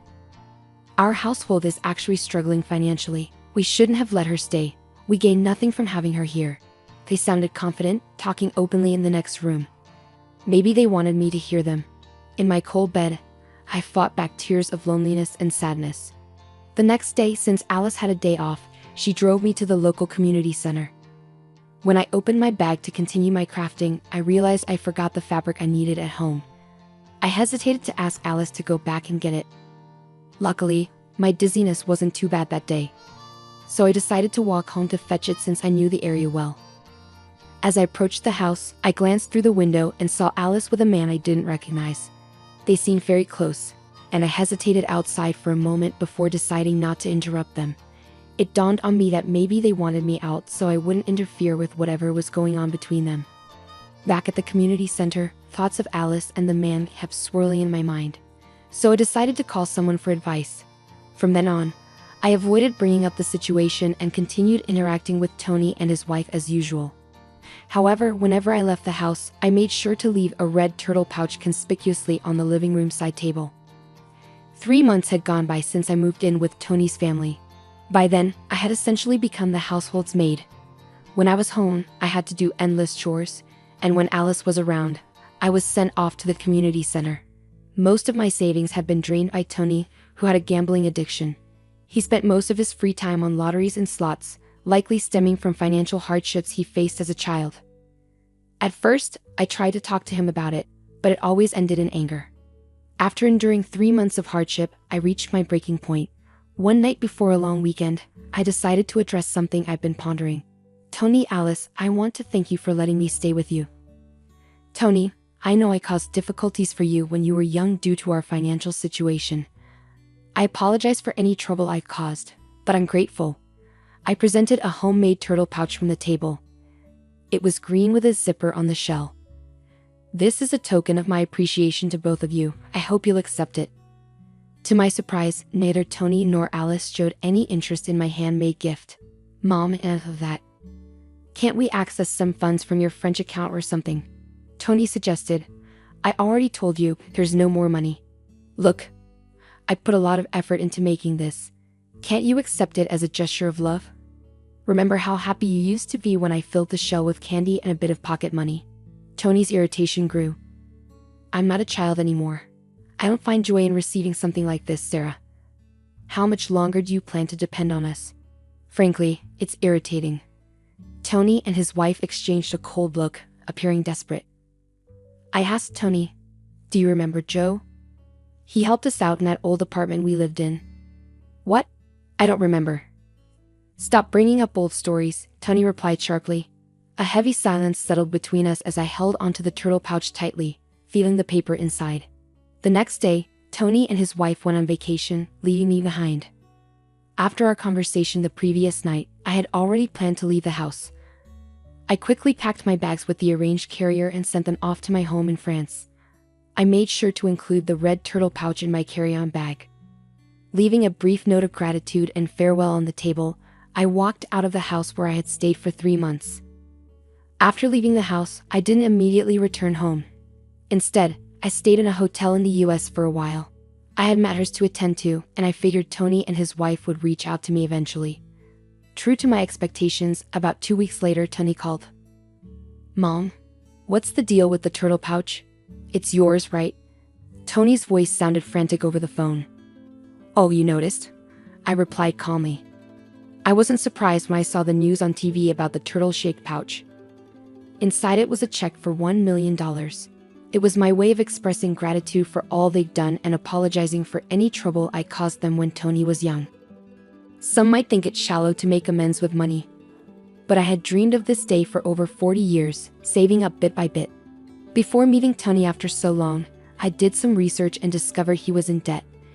He had tried to clear his gambling debts by gambling more, only to sink deeper. Despite having a steady job, he couldn't break free from the cycle. I simply wanted him to pay off his debts and find peace. However, they refused my gesture, forgetting the kindness they had once shown my family. So I decided to split the $1 million check into smaller amounts and donate it to charities and welfare organizations across America. I placed the donations in a handmade turtle pouch and sent them anonymously. The turtle pouch became a sensation, making headlines and trending on social media. "Alice, isn't that the turtle pouch?" someone commented online. "Yeah, looks like it," another remarked. "Yes, that's the one. I was planning to give them filled with money too," I replied. "I see. Well, he could have just told us. We would have accepted it. If you didn't want my feelings, then you don't need my money either." Tony's voice was angry over the phone. "It's my money. How dare you deceive me? Give it back," he demanded. I couldn't bear to listen to Tony's anger any longer, so I pulled the phone away from my ear. After a moment, I spoke. "All right, calm down. You're giving me a headache. There's one more turtle. And if you really want it, it's yours." Tony eventually settled down and insisted on having the turtle. We agreed to meet later at a cafe. On the appointed day, I brought the last red turtle in an envelope to our meeting spot. Tony and his wife were already there, demanding the money before I even sat down. When I silently pulled out the red turtle, Tony snatched it immediately, unzipping its shell. But instead of finding a check, he found a small electronic device. "What the heck is this?" Tony was confused. He found a tiny button and pressed it. A voice started playing, and Alice, standing next to Tony, turned pale. Seated next to Tony, Alice's expression changed as she heard a voice recording. It was her own, speaking warmly with another man who wasn't Tony. "What is this? Why? What's happening?" Alice seemed to finally understand that it was a recording of her having an affair at home. She tried to grab the recorder from Tony's hand, but he held on tight. While they struggled, I opened the envelope. I brought out several pictures and laid them on the table, showing Alice cheating with another man at home. Faced with undeniable evidence, Alice was flustered and kept asking, "Why? Why?" Tony picked up the photos one by one, studying them closely. "Something didn't feel right since I arrived at your house. A friend suggested I hire someone to find out, and even offered to cover the costs. Why would you do this? What's wrong with you?" Alice's voice trembled. "Well, you're my son's wife. It's heartbreaking to think family would deceive each other. Maybe you'll understand when you're older. Fate brought me here to uncover your infidelity, Alice. Have you been lying to me this whole time?" Tony's disappointment was evident in his voice. "Tony, when did this start? You have secrets too. If you're saying she cheated, you need to admit your mistakes," Alice argued. "I never cheated, but what about the money you owe?" Tony went quiet, and Alice took her turn to speak. "What about you spending all your money on gambling?" "I only use the money I earn, and you have a part-time job, so you should have some savings," Alice replied. As I listened to their argument, it was obvious this couple had been holding on somehow until now. "Both of you are broke. Tony, you owe $40,000. Alice, you've been giving all your earnings to your other person." "I had someone check your finances too," I'd interrupted. Both Tony and Alice were really surprised, and they started yelling at each other. I was stunned when I found out about the investigation results. This couple was really close to running out of money. "Listen, if we get Mom's money, we can pay off the debt. So just give it to us already," Tony insisted. "I already gave away all the money. The only thing left is this red turtle statue," I clarified. "He spent all my savings on gambling, remember?" Tony accused Alice. "What? No way. All of it?" Alice's eyes widened in shock. In a fit of anger, Tony lunged at me across the table. Other people in the cafe started paying attention, and the staff rushed over. "The $1 million was supposed to be mine." "It's mine. Give it back," Tony shouted. Soon, the police had to be called to calm Tony down. After they talked to him, they kindly escorted me back to my hotel because I was worried about Tony's aggressive behavior. A week later, Tony and Alice's relationship had fallen apart completely because of the affair and money problems. They got divorced. Tony, now single, got even more caught up in gambling and debt. He was caught trying to steal money from his job and was fired. To make things worse, his angry outburst in the cafe was recorded and shared on social media, making it hard for him to find another job. Unable to face the embarrassment, Tony cut off all contact and disappeared. After the divorce, Alice didn't have anyone to depend on, so she moved into an old public housing unit and lived alone. Just as I was about to make a donation to help rescue turtles, a post I made online joking about my own turtle went viral. Alice started experiencing harassment and stalking because of it, which eventually spread to her part-time job and got her fired. Even the man she was having an affair with got tired of her and left. Now she doesn't have any income and is relying on temporary assistance for needy families. After that, I went back to my home in France. Once I finished unpacking in my apartment, I changed into a dress smoothly. While I was going over some work documents, I heard a noise at the door. It seemed Joe, my roommate, had come back home. "Hey, Madam President. Welcome back. How was your trip to America?" Joe greeted me with a smile as he hung up his coat and put down his bags. "Hey Joe, I'm back, and look, I brought back so many souvenirs," I said excitedly. "Wow, all my favorites. Thanks. I'll bring some to the storytelling event at the community center tomorrow," Joe said happily. Joe carefully examined each souvenir on the table, his face glowing with delight. After we both got back on our feet, Joe and his wife moved away for work. Years later, we unexpectedly met in the city, and I started helping with a support program for people in need that Joe had started. By then, Joe's wife had passed away, and we began working together as partners in both business and life. I've been leading the organization since Joe retired a few years ago. What began as a small initiative by Joe and his late wife has grown into a large international organization over the past 30 years. Currently, our focus is on helping single moms raise their children. A few years ago, we moved to France to study their advanced support systems. While we've become well known in France, we're still not widely recognized in America. I plan to expand our activities there soon and wanted to spend some time with Tony and his family just as a mother before they found out about my work. In the end, I couldn't get them to understand how I felt. But that's their decision. Even though it was brief, I was happy to spend time together as a family. Now at 70 years old, I believe age is just a number. There's still so much I want and need to accomplish.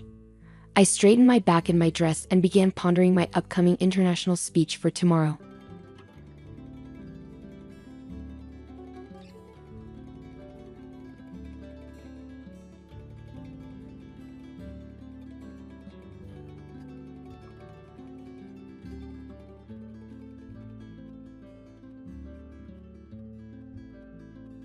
Hey, where are you right now?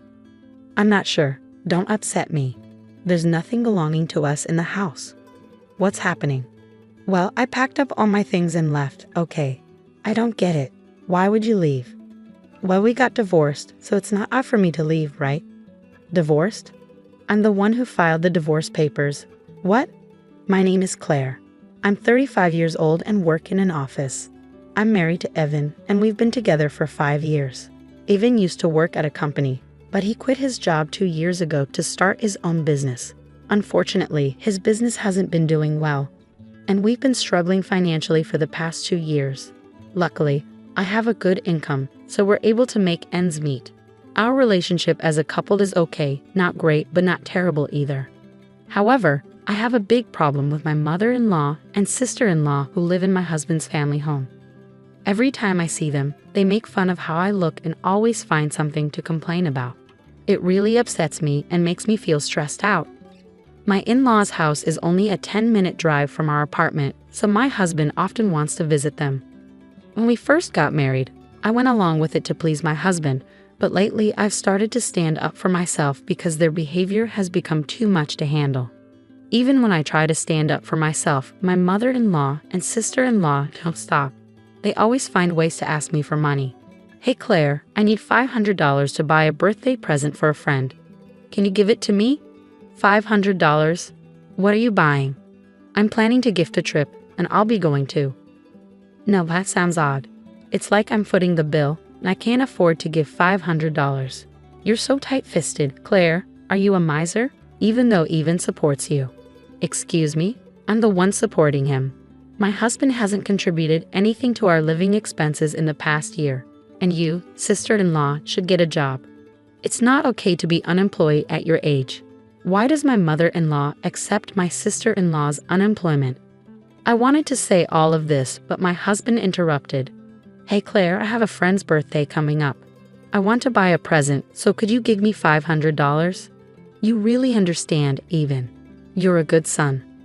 Then can I also get about $300? I need it for something. I wasn't sure.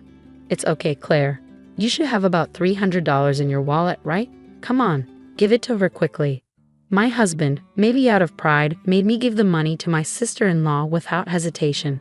And then he started saying confusing things like, "Thanks to me, we can live this luxurious life." I couldn't understand why my husband was acting this way lately.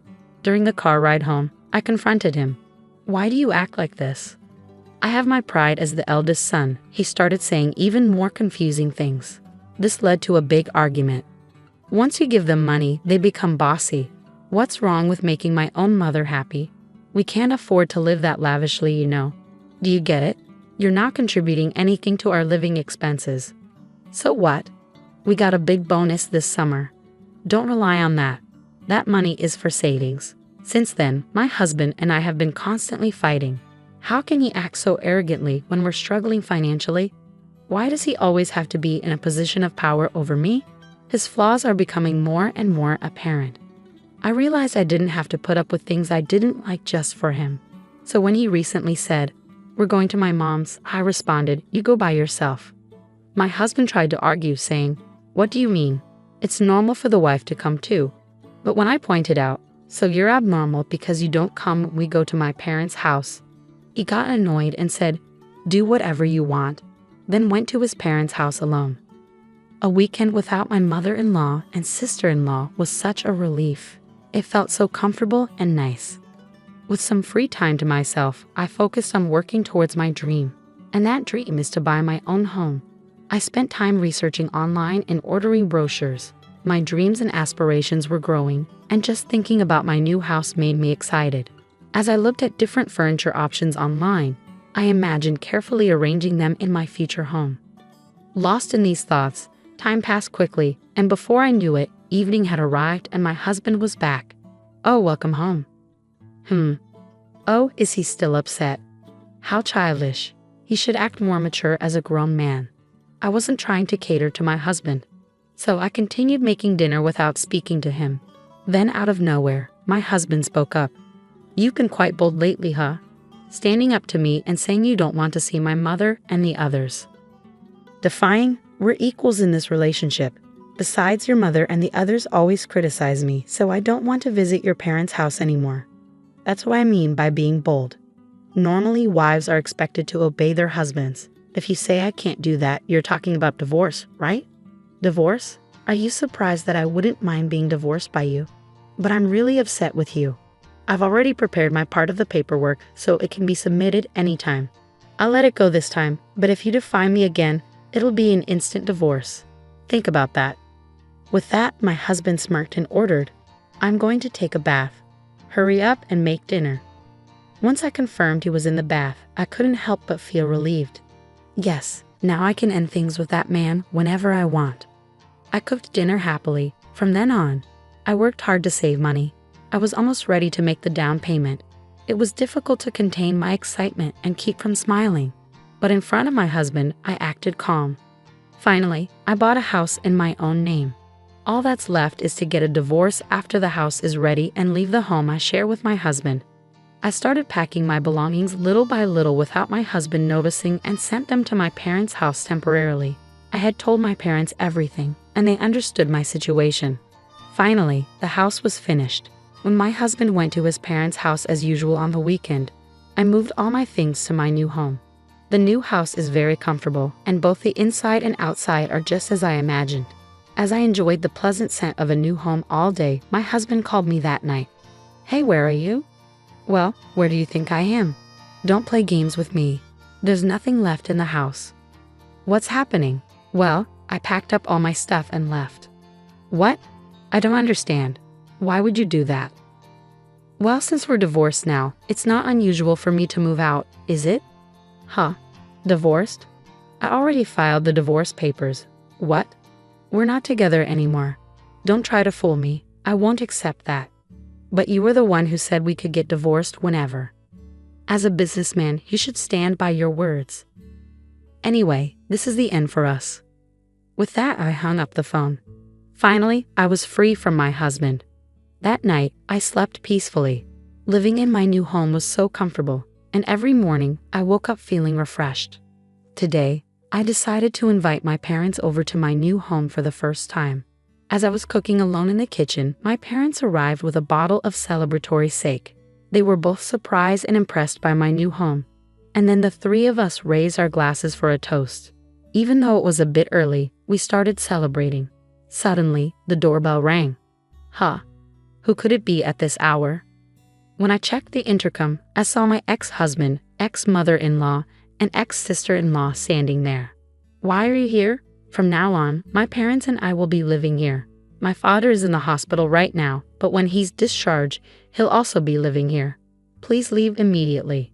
No way, that's absurd. Why should I do that? Please leave my property right now. Then my ex-mother-in-law stepped forward. You cheeky girl, listen. What's yours is mine. If you understand, open the door. What are you talking about? I'm single now. Huh? Didn't your son tell you? We've already filed for divorce. We're strangers now. Upon hearing this, my ex-mother-in-law and ex-sister-in-law looked at my ex-husband. He seemed to be explaining something to them, although I couldn't see clearly on the intercom screen. He was probably saying something like, I don't accept this. I told them, anyway, you can't enter this house. Please leave, and hung up the intercom. As my ex-husband continued shouting at the front door, demanding to talk, I was at a loss for what to do to make him leave. Then, to my surprise, a police car pulled up in front of my house, and they took my ex-husband into custody. From inside, I could hear my ex-husband protesting and struggling as the police pinned him to the ground. It hurts. Why is this happening to me? Meanwhile, my ex-mother-in-law and ex-sister-in-law stood there in shock upon learning that their son was divorced. They weren't arrested, but they were escorted away in the police car. After watching my ex-husband and his family being taken away, I returned inside the house, wondering who had called the cops. Then, to my surprise, my father made a peace sign. In situations like this, you call the police immediately. Trust your always calm dad. We continued our party with another round of drinks. As for how my ex-husband found out where I live, it turns out he followed me home from work because he admitted to stalking me. If he shows up again, he'll be arrested on the spot. With his timid personality, it's unlikely that he'll come near this house again. I also obtained a restraining order against his family. After the incident, it seems my ex-husband's business went downhill, and he accrued a lot of debt. With the divorce, the financial support he and his family were relying on from me was cut off. Additionally, with his father in the hospital, they had no source of income, so they had to sell their house. It's a case of reaping what they sowed. On the other hand, I invited my parents to live with me in my new home. They're very happy, calling me incredibly filial, and they're enjoying life in our new home. I want to continue cherishing my parents and live happily as a close-knit family. With his timid personality, it's unlikely that he'll come near this house again. I also obtained a restraining order against his family. After the incident, it seems my ex-husband's business went downhill, and he accrued a lot of debt. With the divorce, the financial support he and his family were relying on from me was cut off. Additionally, with his father in the hospital, they had no source of income, so they had to sell their house. It's a case of reaping what they sowed. On the other hand, I invited my parents to live with me in my new home. They're very happy, calling me incredibly filial, and they're enjoying life in our new home. I want to continue cherishing my parents and live happily as a close-knit family.